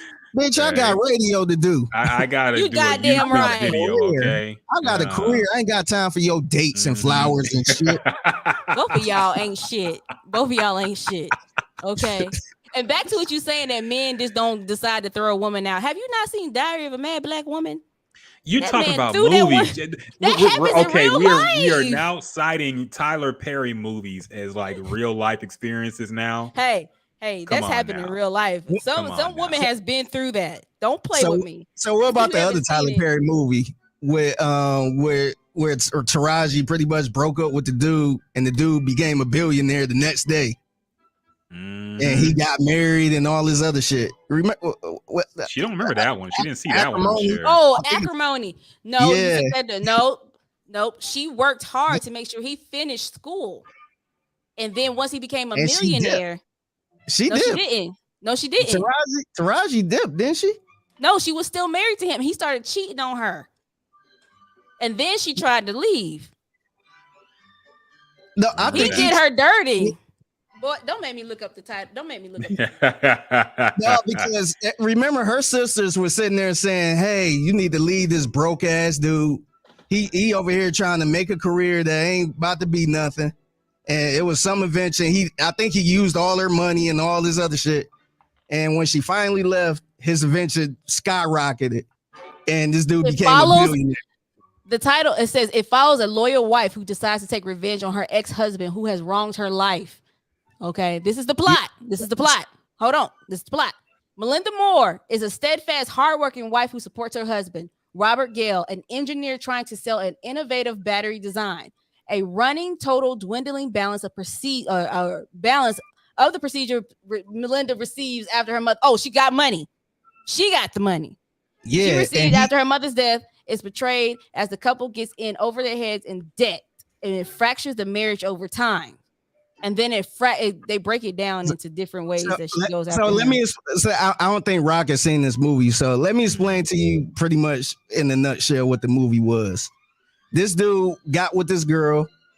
I think her mom died or something like that. So they got a lot of money, and he was spending a lot of that money trying to help his business or invention or whatever that was, and it wasn't doing anything. And they end up becoming in debt. She was unhappy. He was unhappy, where she got fed up, where she was like, this broke ass nigga, I'm gone type thing. And she ended up leaving him. And his invention ended up taking off. Now I'm being funny by saying it took off the next day. But he ended up becoming a fucking billionaire and ended up getting with somebody that I think that kind of took care of him after his wife left. And she tried to come back because she felt like that was hers. And but she left. So that was kind of the whole premise of the movie. That's all wrong. I'm looking at it right now. I believe Figgy. I bet you do. I bet you do. You want your wife to stay at home and wait on you hand and foot. It's funny because this movie, like, I did not know what I was getting into with this movie. I thought it was gonna be a typical niggas ain't shit movie, but the dude, he actually grew up and became, he came a right businessman, and he gave her some money. That's the other. What happened? He was actually cheating on Taraji with the woman he ended up with.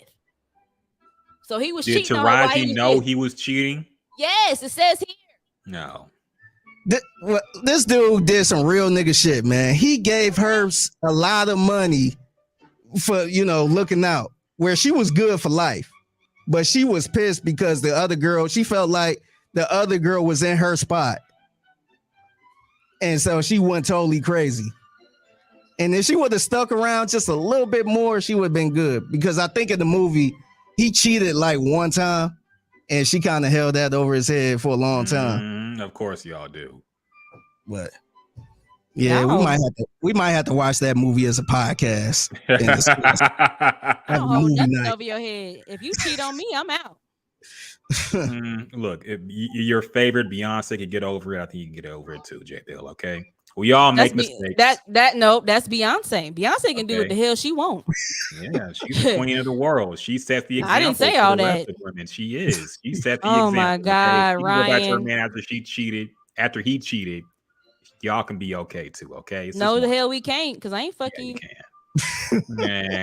Nah. Hold on, I think uh-oh. She refilling the drink, I think. Yeah.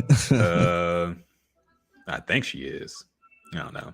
Yeah. But yeah, man, I thought that was funny. The girl said she'd get up 3 a.m. to make a sandwich. Yeah. Shit, I would if somebody paid all my bills and I was good. I would I get up anytime you want. Yeah, that's the thing between like men and women. I feel like men really like we know what working all the time feels like, and we don't want to do it for the rest of our fucking life, man. But yeah, like if I found a sugar mama, I would quit and I would live the life of luxury. I don't give a fuck. I'll stay at home, whatever she wants. Like fucking, I'd rather do that than have to work for the rest of my life. Yeah, y'all. Janelle, I still want to work.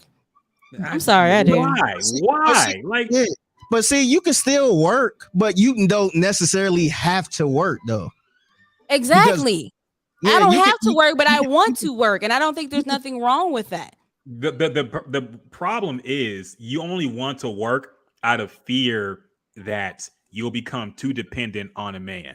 I don't want to become dependent on a man. I don't think there's nothing wrong with that. And that's why you want to work. You don't want to work because you love working.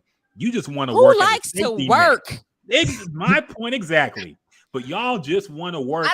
Let me for a man. Let me tell you the difference though. In the future. Let me break down what I mean though. I don't want to work for another company. Mm-hmm. If my husband is a multi-millionaire and he's investing in my company, my own company. Why is it got to be about you? Why is it got to be about your? Why it got to be about your company? So you could dip. Exactly. So you could blow off his money and then find a better man and leave him. Both of y'all sound crazy as hell. I can't win for nothing in this argument. No, because you want to make up shit that don't exist. Yes, you just said that a woman would just leave a man to be trifling shit all of a sudden, but then a woman that wants to actually work and be proactive and be productive in her own life, have her own life separate from her family, is also a problem. I can't win this argument, so I'm done with it. Y'all do what the fuck you want to do. All I'm saying is all these career women, in my personal opinion, I feel like they're super invested in careers that ain't even worth it, you know. But they let it take over their entire life, and it's just out of the fear that they don't want to be dependent on a man. That's their only thing about it. They don't want to be dependent on a man, so they want to work. They want to have their own thing, and I get it. But if you find a guy that's right for you, it's okay to submit in some ways. Okay, if you really love the guy and you think he's a solid guy, it's okay to submit. Yeah. It's okay to quit your damn job. Okay, and if he's the right guy for you and he loves you and respects you, he doesn't mind you having a career either. But why do you want a career? Why do you keep asking me the same thing? But see, I think if you worth fighting for. Hold on, Figgy. My career is worth fighting for because I've come a long fucking way from where I was. First of all, let me. Okay, so therefore, why would I change or drop anything just because a man tells me he's going to take care of me for the rest of my life? It's not about option and having to no, work it's for not. It's not always.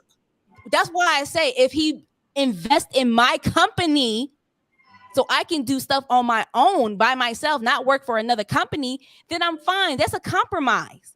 I'm compromising. That's what happens in relationships too. Because I don't want to just stay at home and do nothing and just shop all the fucking time. That ain't fun to me. You have to just stay at home and do nothing. But why does that have to be something where you but have I don't want to shop all career? the time because I want my own career. Why can't your life be about supporting your husband? I am doing that while having my own stuff. Okay. He can support me just as much as I support him. It's a two-way street. Yeah, because at the end of the day, hold on. At the end of the day, any man that does not support your career or what you want to do and what you want in your life, that's not love. That's ego. He wants to control you. He wants to keep you in his corner.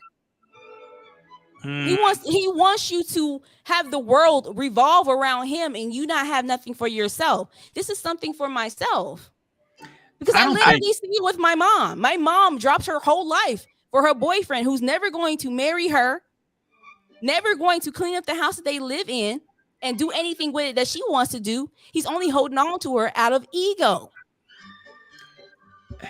I don't think most men want some woman to only be worried about them and not have anything by themselves.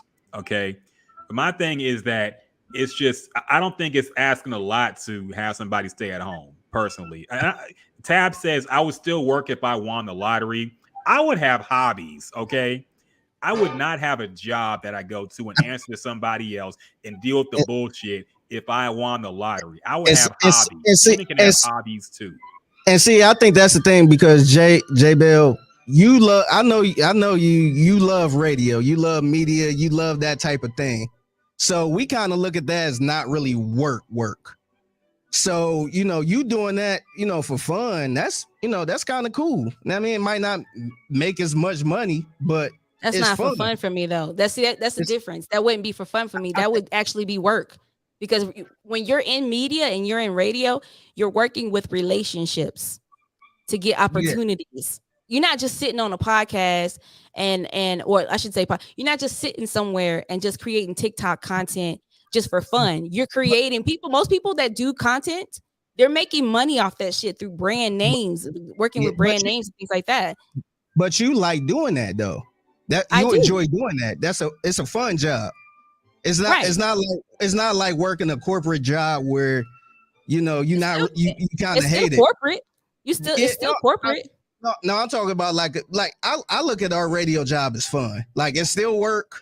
We still have hard days, but I wouldn't trade it for the world. I wouldn't go back to my old job. I enjoyed. I would do this 100 times out of 100 times over my old job.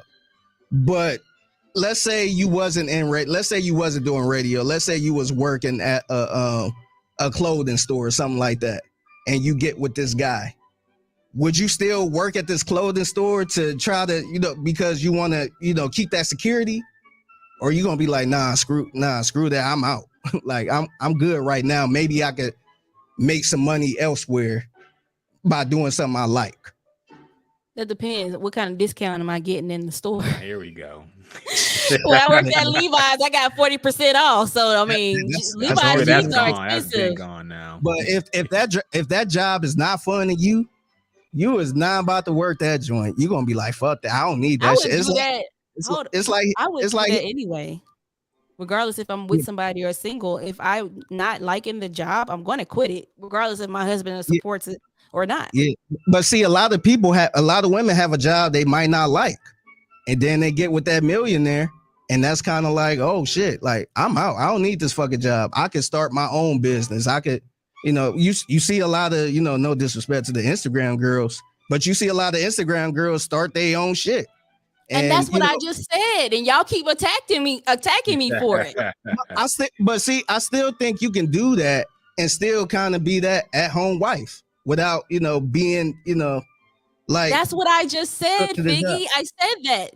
People that are listening and watching right now, did I just not say that? I said if my husband was willing to invest in my media company, then I would more than likely be a stay-at-home wife and mother. But are you so? I think the question is, are you doing this media job for security? Because just in case something bad happened down the line, which everybody keep feeling like a man might leave and you ain't gonna have nothing. Are you keeping that job because of that? Or are you doing it because it's just something you love doing? I love doing it, but I also like the security.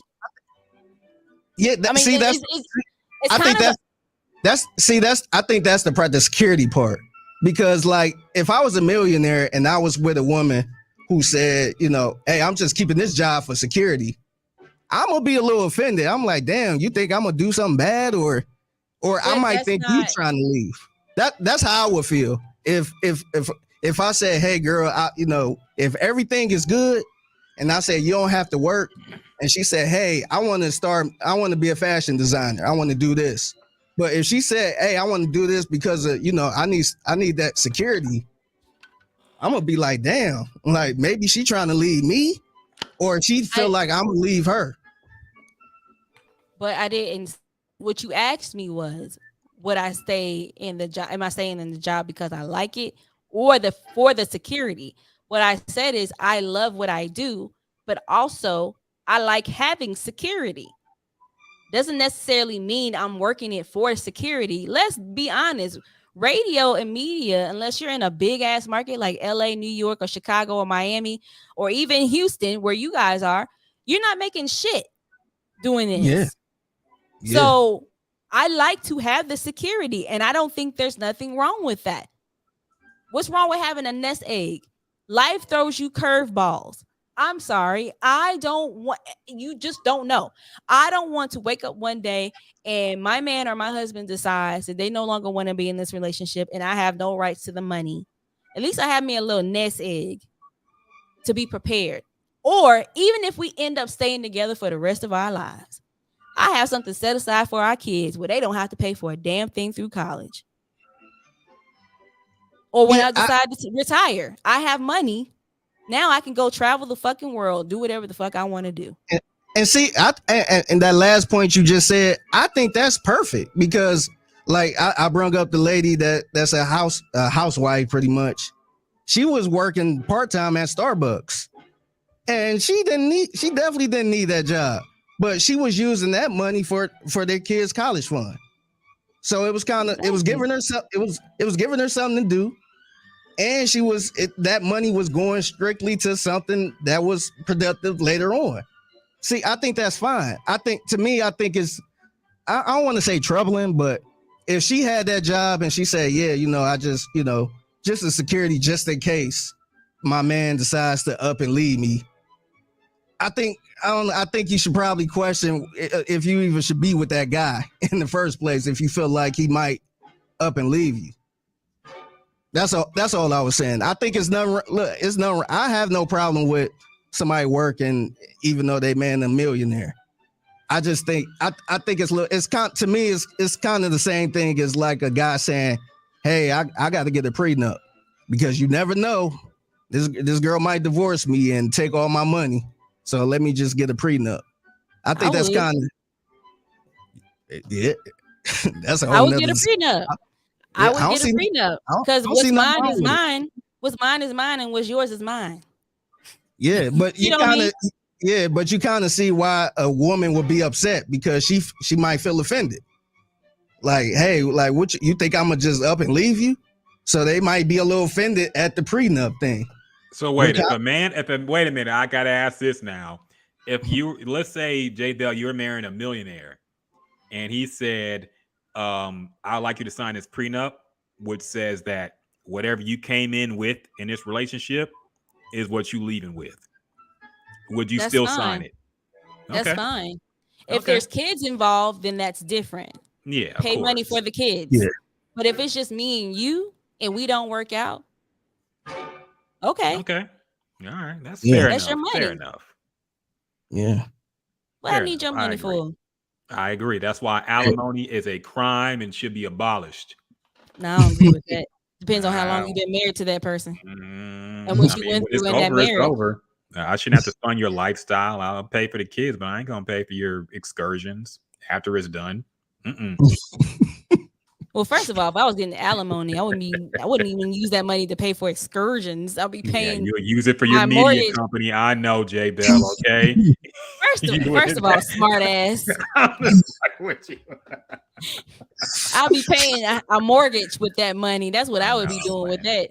And then my own money, that's why I go on my excursions to pay for my media company. Holly Rachel Worshipper says he could get hurt like Thelma husband Keith on Good Times. I remember that episode.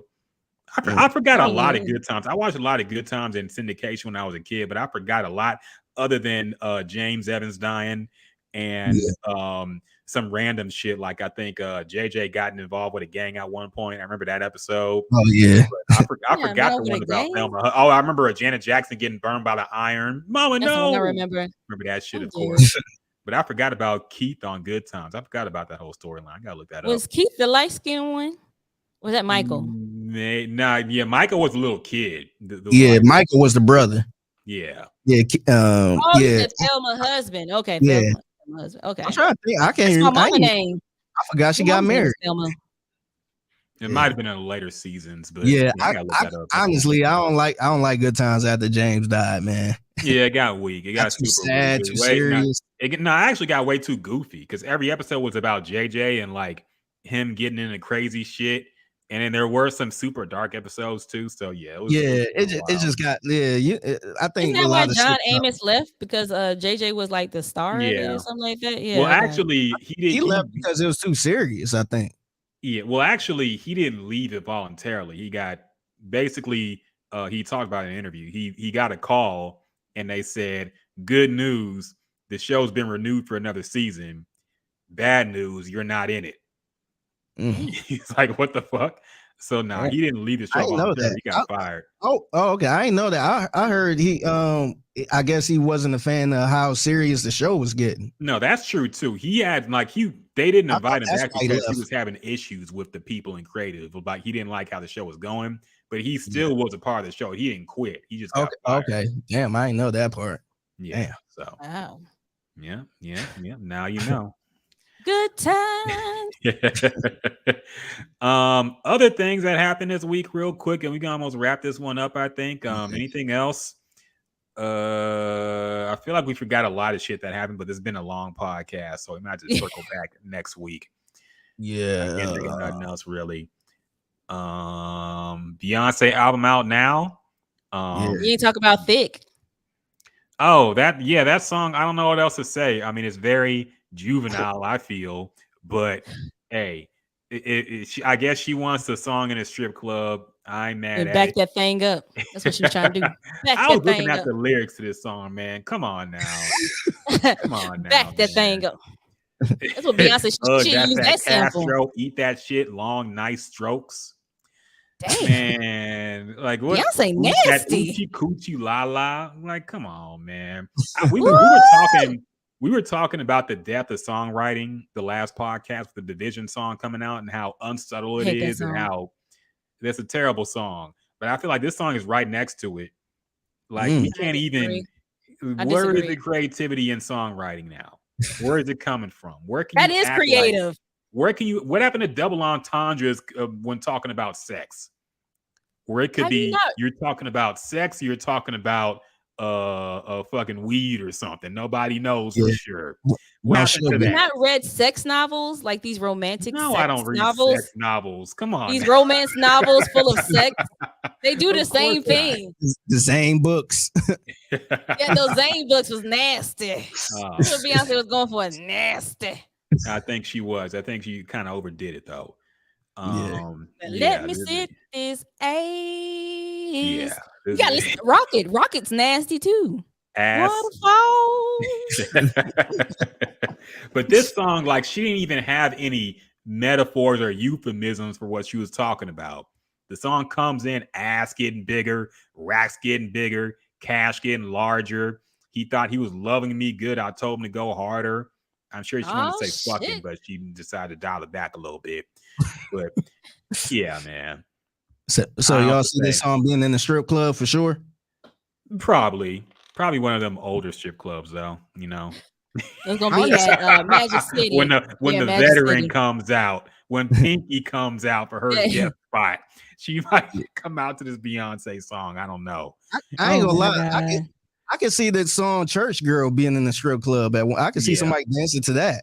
I love Church Girl. I actually thought that song was kind of creative because I'm thinking this is about to be a church vibe to it, and it's just going a whole different direction. And she pretty much said, "Hey, you know, church girls can get freaky and have fun too." I respect it. Yeah. Those are freakiest ones. Y'all ain't heard? Pastors' kids. Clearly. Yeah. And church girls.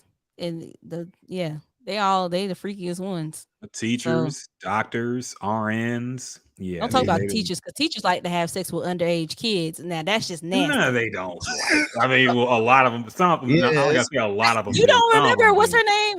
What's the woman's name that had the kid with the 13-year-old back in the day? Laterno. I don't even remember. I don't remember that definitely happens, but I'm just saying it's not widespread. Okay.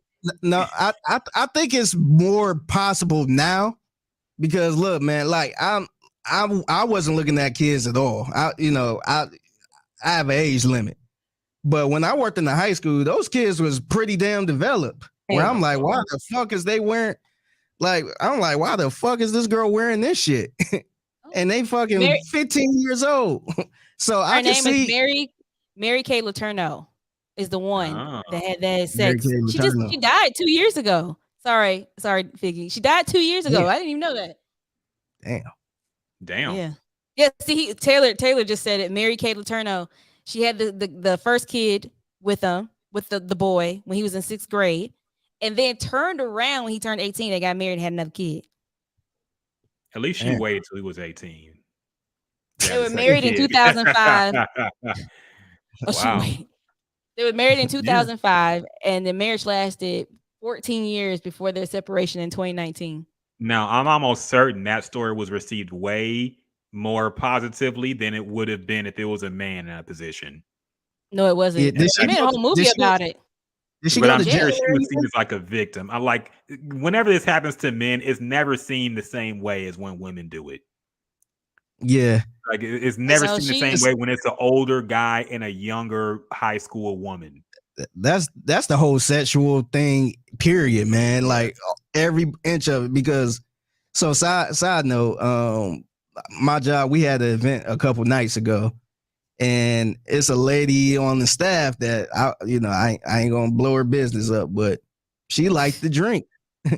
She liked to drink, and then she get real huggy and kissy with everybody. And she kind of older, so I think a lot of people feel a little uncomfortable, to say the least, because every time she sees, she said, "Hey, baby," and just hug you. She'll kiss you on the cheek, and she'll keep doing it. Where it's like, man, I feel uncomfortable. And we can't really say anything because you're gonna look like a damn pussy if you try to say something.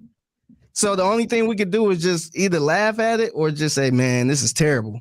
We can't say anything. And I mentioned how if a guy was doing that, he will be in jail right now.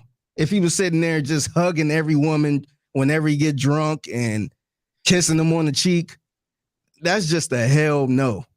But this lady is still going, man. We can't do nothing about it. It would depend if it was an attractive guy. I'll say that much. Okay. It would be different if it was like some guy that a lot of women thought were handsome doing this touchy-feely stuff, because I've seen that happen too.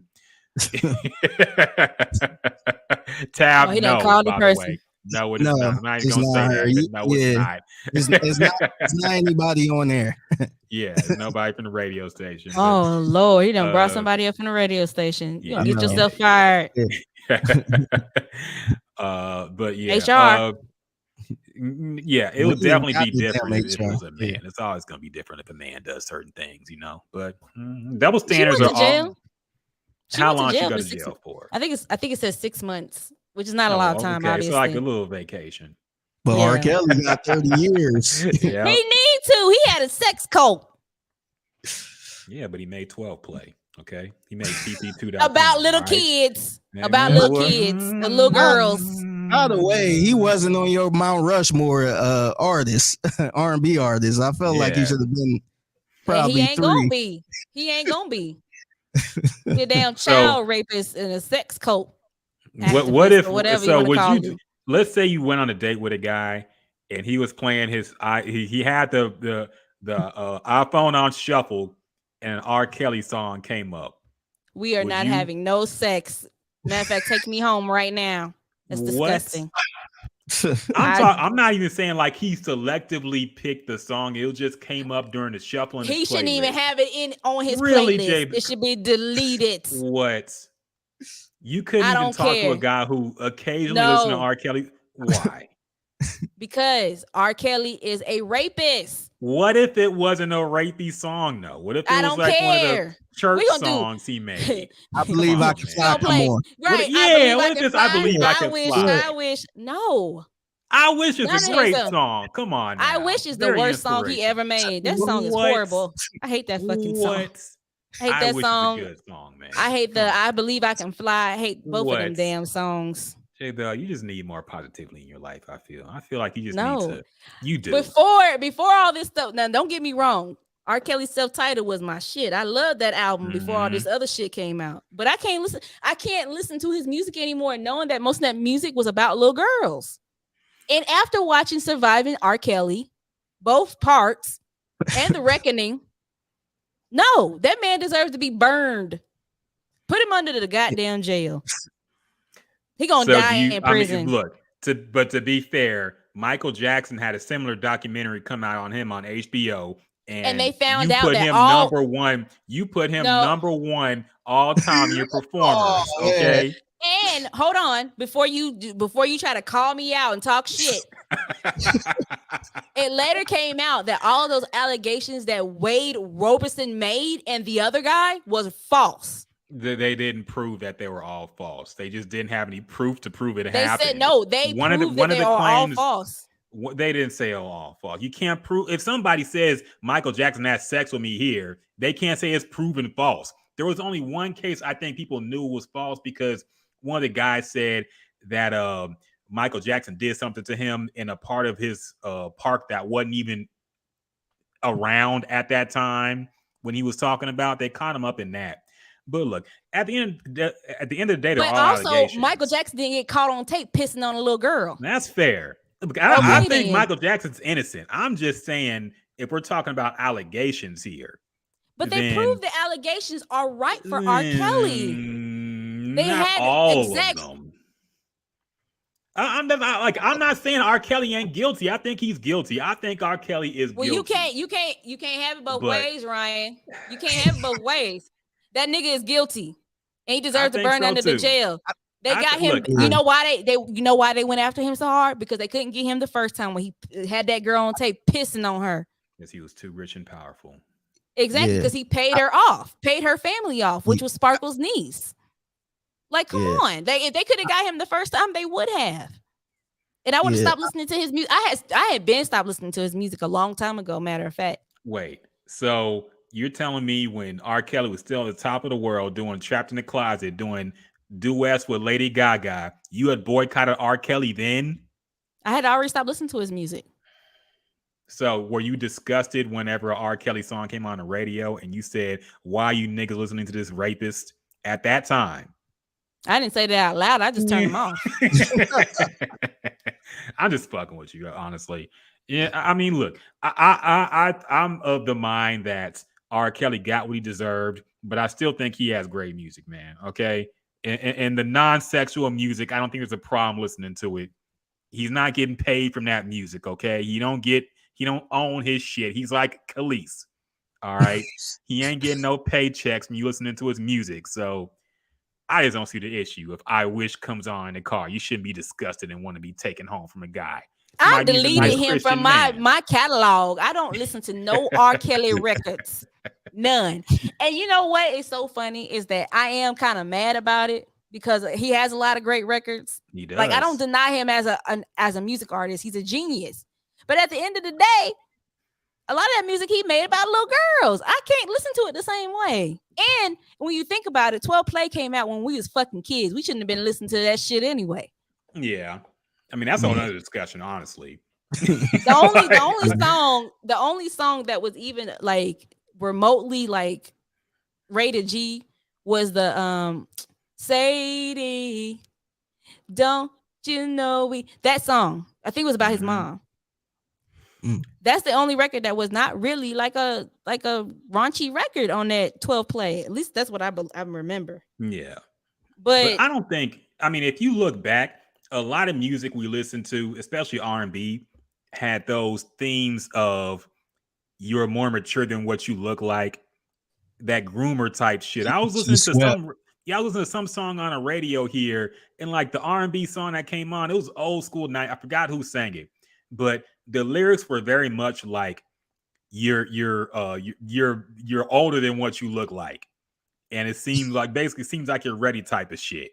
And it's like, we didn't even think twice about this kind of music back in the day, you know. But looking back, it's like it sounded like some rumor shit. Yeah, like we weren't thinking about those. You ready? Yeah, you're not thinking about that stuff when you're younger because you're just enjoying the music. It's a good music. Now, as a grown ass adult, you listen to the music differently, and you're actually listening to the lyrics, and you know where they come from. You're like, why the fuck was I listening to this at 7 or 8 years old? You know, you're not comprehending what the hell they're talking about. There are times when you were older and you comprehended, but you still didn't care. Like all of us are guilty of that ignorance too. Yeah, I mean, totally. Yeah, like, I think the number one song from R. Kelly to me was the "Feeling on Your Booty." That was the song. Like, we all knew what that was about, and I was in 7th grade when that song came out. And once that song hit, I was in 7th grade. I'm a little young. I'm 33. But when did that song come out? That song came out. I thought that song came out in the 2000s. Like 2007? It was one of his more recent songs ish. Yeah, it was like 2000. I want to say 1 or 2. Hold on. It was somewhere. I know I was in 6th, 7th grade. I was in middle school. It came out in 2001. I was a freshman. Yeah, 2001. I was too. I was in 6th grade. I was grade. a sophomore. Because August 7th, I was in sophomore in high school. Yeah, I just remember that song coming on at the dance, and everybody was like, "Oh shit, oh shit, oh shit," and they ended up cutting the song off because it was a little inappropriate, but it ain't stop us. Yep, they ain't playing none of that music at my 6th grade dance, but I was also in 6th grade in the late 90s, so ain't no Jodeci. No, we ain't playing none of that. No, we got the salsa music. No, they ain't play. I went to a white middle school. It was a big majority of black folks in there from the projects, but still, like, they weren't playing that kind of music. They playing no knocking the boots. No, we was 11 and 12. Oh, nasty asses. They probably was knocking boots back then, but I was not listening to that. Not at school, maybe at home, in the privacy of my home. Yeah. A lot of things were different back in the day. Yeah, side note, speaking of that song Knocking the Boots, I was at the rodeo where, they actually performed. They performed that song and they performed it. Huh? They got a new member in the group? I don't even know, to be honest. I don't think so. The lead singer passed away in a car wreck a long time ago. Oh, really? Okay, yeah. But whoever it was performed it at the rodeo. But yeah, so it was an irritating ass kid in front of us, like just standing up, jumping to everything. He didn't even know the fucking music. It was so fucking irritating. His dad was right there, wasn't doing shit. So I was fucking irritated. He kept jumping in my way. And that song came on, and that's when the dad got fucking uncomfortable. And that's when they left. They finally left. It took that song. They played everything. That song came on. Everybody started getting a little sexual. Mm-hmm. Man, they hit exit left, man. You didn't want to have to explain what knocking the boots meant. Yeah. It's like, I don't want to have a discussion tonight. Yeah, he was cool with swanging and banging, and he was cool with Southside. He was cool with all that swanging and banging. It was the H-Town All-Stars show. Yeah. Where they had like Bun B, Zero, everybody came out, and H-Town came too. Yeah, so ESG got a song. Yeah, ESG got a... Oh, sorry. I keep cutting y'all up. So they're actually from Houston. That's what I'm looking at right now. So it's only two of them left. Okay. That makes sense. Yeah. Okay. Yeah, they from Houston. Yeah. So coincidentally just named H-Town. Okay. Yeah. I mean, people come up with the craziest names for groups. How was I supposed to know that when I was a kid? I did not know that. They were actually from Holland. From Holland. Oh no, you okay? I'm fucking with you. No, to be honest, man, people be having some weird ass names now, and they don't even be like, what was the Bryson Tiller had the one song, and he had the chopped and screwed in it, and it was saying H-Town in it. And somebody asked me, is he from Houston? I'm like, no, he's not from Houston. I don't know why in the song it just say H-Town with H-Town. Maybe he sampled. He sampled because I feel like I've heard that the H-Town, the rolling around. No, that was from Don't. H-Town got a nigga. Yeah, he was singing that shit. Oh, he's not from Houston. Right, he's from Louisville, Kentucky. Yeah, so that kind of threw everybody off. Or not, I don't want to say everybody, but somebody asked me, was he from Houston? And I'm like, no, he's not. I don't know. I have no idea why that's in the song, but I never paid attention to that part. I never realized it. Oh, okay. Yeah. Classic song. Yeah. But yeah. So yeah, just different time for R&B back then. We need to bring those kind of records back, I guess. Well, you need to have actual singers because people can't sing. Everybody wants to be mainstream. Y'all women don't go to church no more. That's y'all problem. Y'all heathens out here in the club. Yeah, exactly. All the great female singers are gone. Beyonce, the last one left because she went to church like a good girl. All y'all want to be turning up in the club.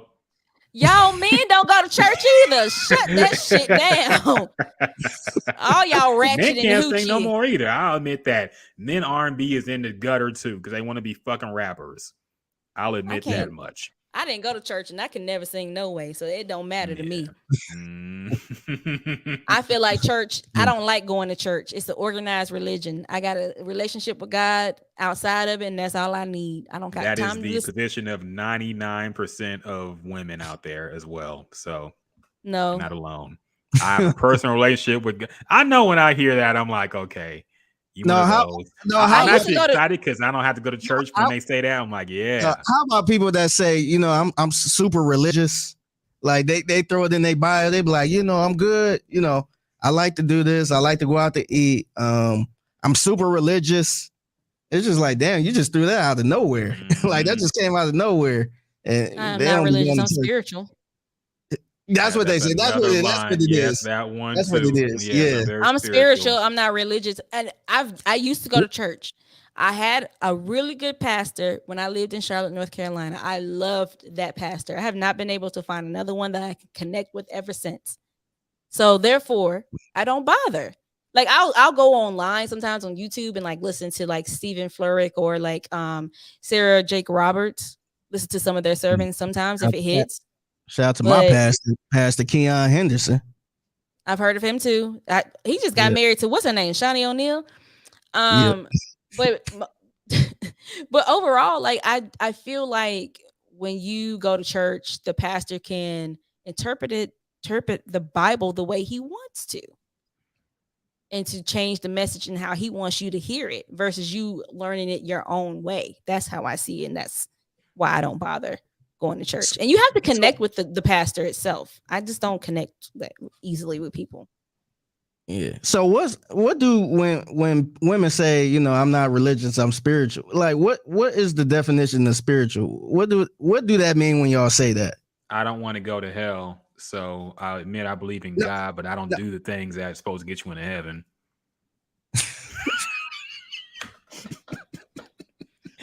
Like I have sex before marriage. Stop telling people secrets.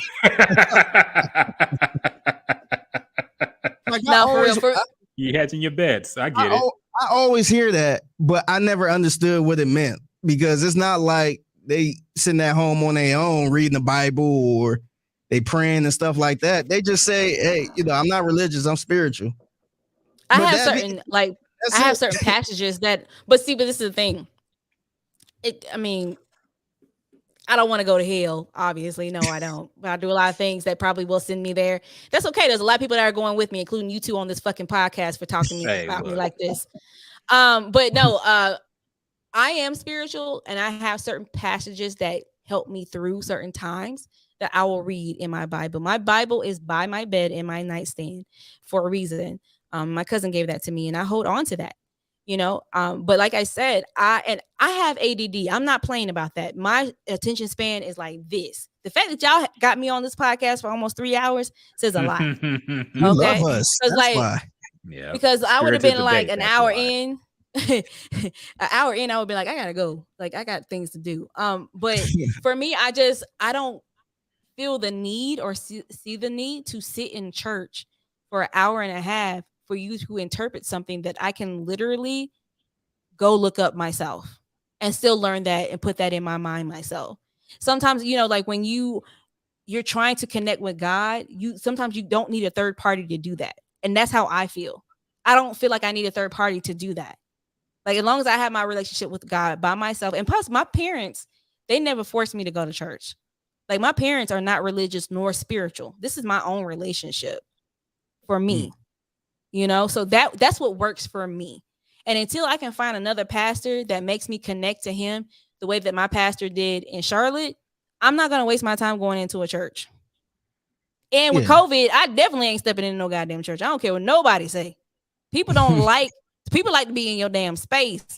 They don't know how to do. I can touch you. Should come to Houston and go to Joel Osteen. Okay, you got a big, nice, spacious arena. Used to be a basketball arena here, and you can chill out. Maybe Kanye will come through too, and Kim Kardashian. I went to his church one time. I'm not going to his church. I don't believe in Joel Osteen. I'll go with TD Jakes before I go to him. Yeah, I went to his church one time, and it's not bad, but to me, like I like the black churches. I feel like the black churches be keeping it real sometimes. He's a little too polished. It's just like, oh yeah, just keep staying motivated, and you'll get your blessing. Keep doing this and keep doing that. Like sometimes I need to hear the truth. You need to go to a Southern Baptist white preacher. They just like the black folks.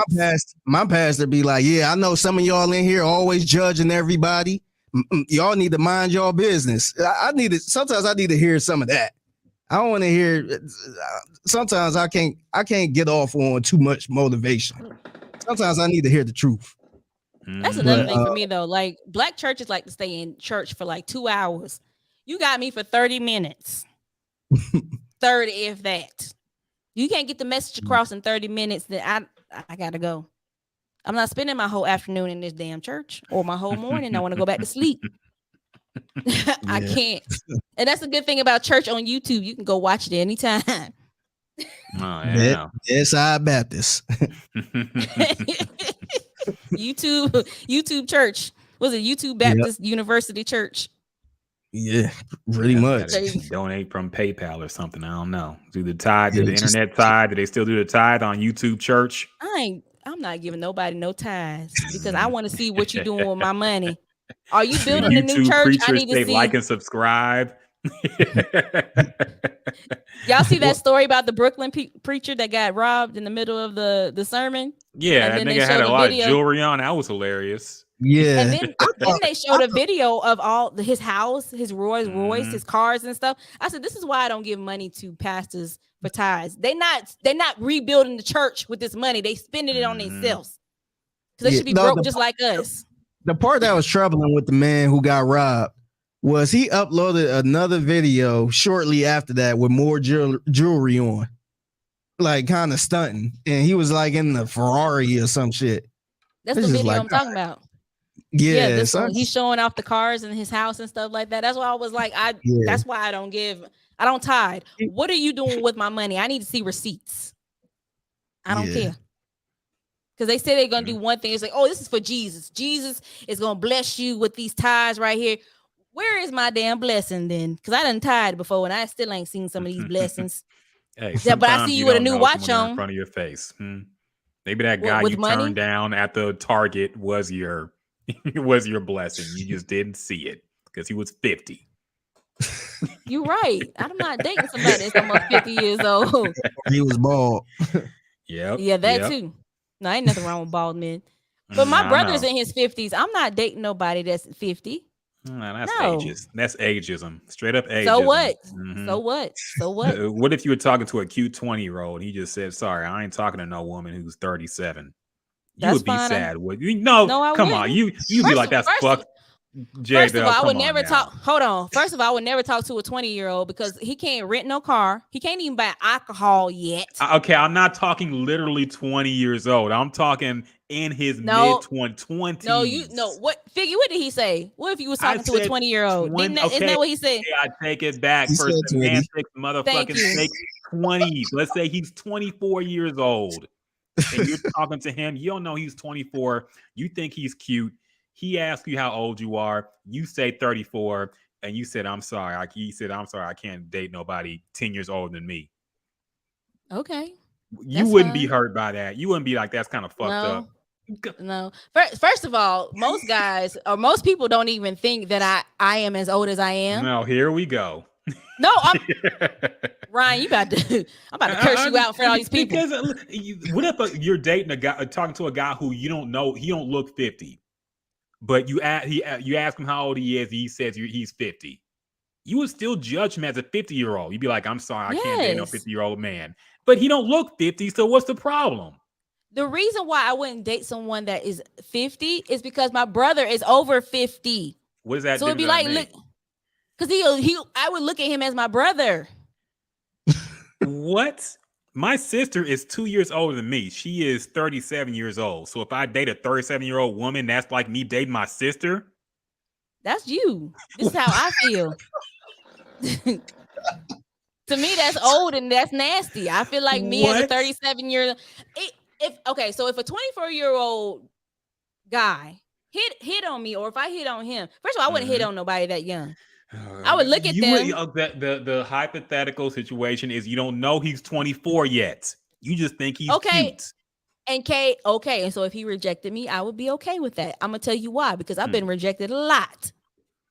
It comes with the territory. I don't even try to date younger guys. My ex, my last boyfriend, was younger than me. Not by much, but he was younger than me. And that's because he approached me, not the other way around. You know what I'm saying? But I would never, ever do that. If he told me he was 24, if I was talking to him and he said, "Oh, I'm 24," I would have been like, "Oh, baby, you too young for me anyway." What? Yes, I would. Even if he wanted to date you, you'd be like, "I can't date you. You're 24 years old." Yeah. What if he was super sexy and had everything? Tupac in a business suit. Tupac in a business suit. I don't give a shit. I do not care. He was Ghost from Power, but he was just 24. Absolutely not.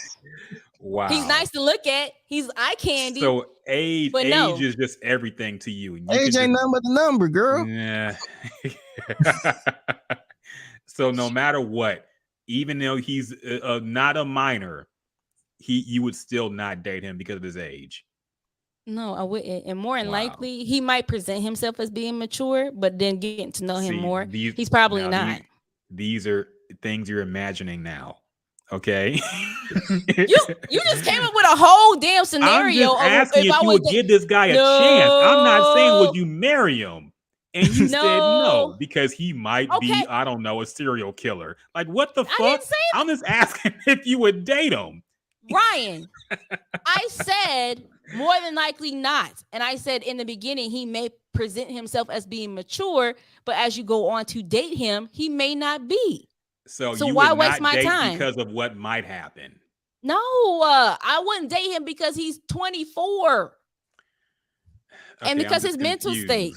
I'm just confused. Okay. To me, because I was that age at one point, and at one time, and so have you. Most of the time, us of that age, we're not mentally prepared to date somebody way older. Now, I kind of understand. I'm kind of on your side, J Bell, because if I was for the first time tonight, I was kind of in between, but me, I would not. I would have a limit on the youngness. Like I don't care how you look. I wouldn't talk to nobody. I wouldn't take nobody serious that was 21. Like to me, yeah. I mean, unless you find me a super mature 21-year-old. They're not out there. Yeah, but like I would. To me, I got to. The older I get, the more I kind of cap off my limit. So I wouldn't date nobody that was like 21 or some shit. But to me, the older you are, like if you look good, like I don't care how old you are. Like if you look good, we got a lot in common. Like that ain't about to stop. I mean, you being 52 years old ain't about to stop me. So let me ask Figgy this question then. Okay, Figgy's what, 33 years old? I'm 33. Belle says she can't date a 50-year-old man. Let's say let's imagine you weren't married, Figgy, first and foremost. And let's say somebody like a Taraji P. Henson or somebody, some older lady, but she's still fine as hell. She either 50 or almost 50. And she wanted to go on a date. Would you say no because you're too old? I wouldn't. I think, like I said, I think she look now. If you look old as shit, and this is like, nah, we ain't really got that much in common, then I'm like, nah, she look old. I mean, let's be real. Don't nobody want somebody old. That look. But the point is, other factors matter than you, other than just the age. It's not. Yeah, the age don't bother me. The only time the age bothered me is when you too young. So like 22, 23. I'm past that in my stage. I'm a little older now. I'm not trying to kick it. I'm not trying to do what a 23-year-old do. I'm not trying to sit here and listen and be a young boy. But wait a minute. So it's okay for Figgy to feel that way, but Janelle can't feel that way? No. I don't want to date nobody that's 24-year-old. My issue is not so much that you wouldn't date a 24-year-old. It's more that you wouldn't date a 50-year-old. You damn right. The fact that the buck stopped there, like Figgy is presenting other things too. But see, the 50-year-old might have the same stuff that you have in common now more than the 24-year-old. Because y'all both grown. I'm sure y'all both got cribs, y'all both work, y'all both kind of on the same level a little bit. It's just the age gap. But a 24-year-old probably still stay with his mama. He probably don't even know what type of liquor he like. He probably just drinking anything. He probably not established. So that's the reason why I could deal with a 24-year-old. 50-year-old could be in the same place. A 50-year-old could be living with his mama. That's likely, but yeah. It could. It could likely. It's likely.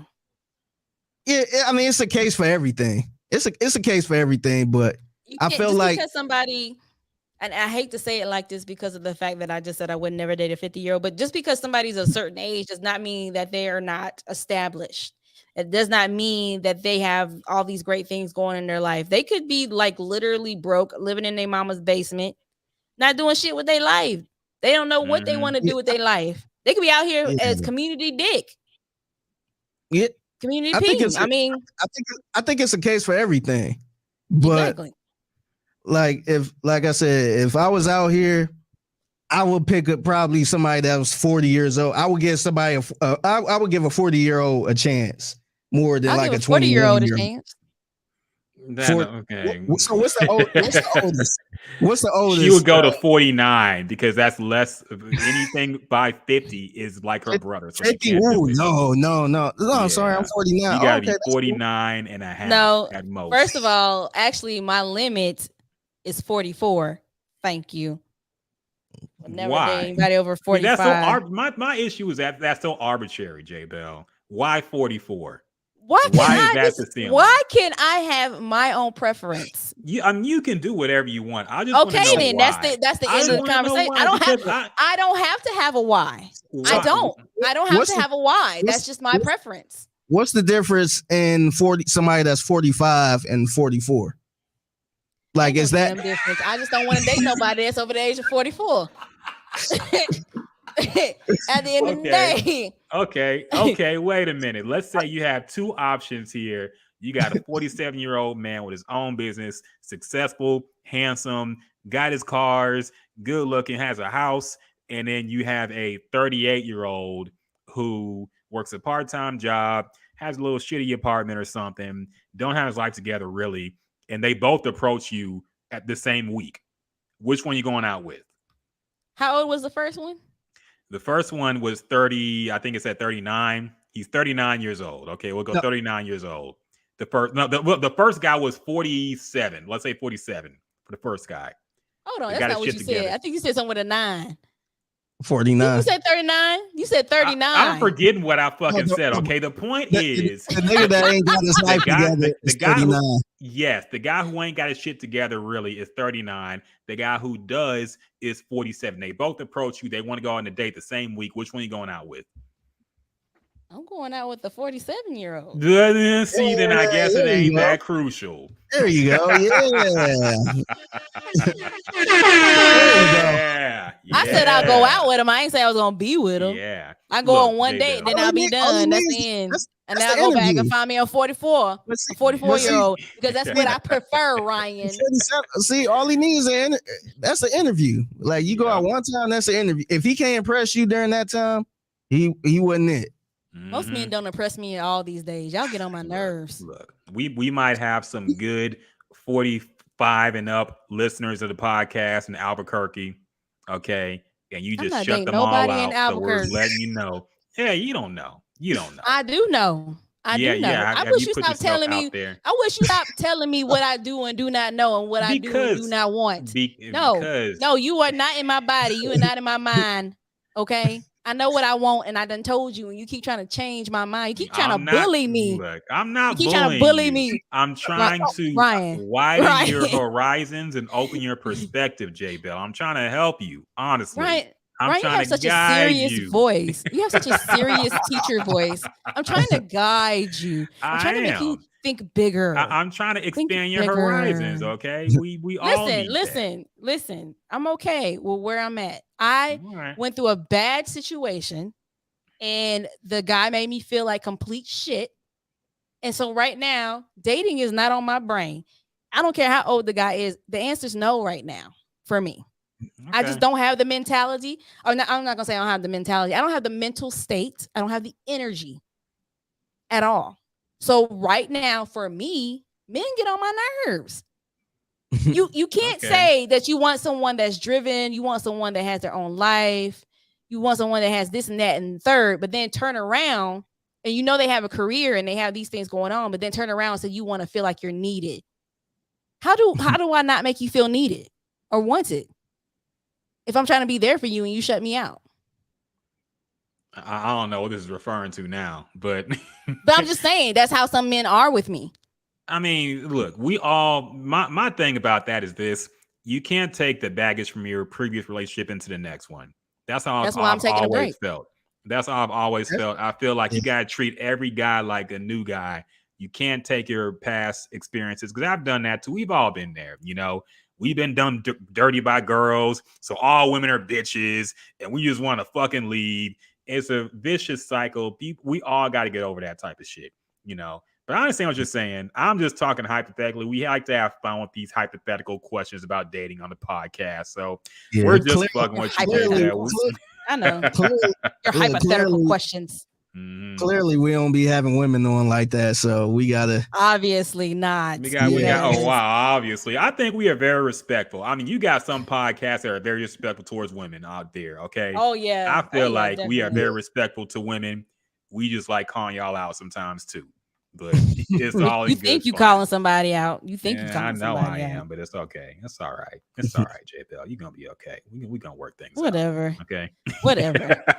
Holly, I do open up my heart and mind. I'm just not in the play. I'm just not in the state. Oh, wait a minute. Holly Rich Worshiper says a 50 plus would be perfect. No drama or clinginess. Ooh, wait a minute. Y'all be having these theories about men over 50, and they're just as immature as men in their 30s and 40s and 20s.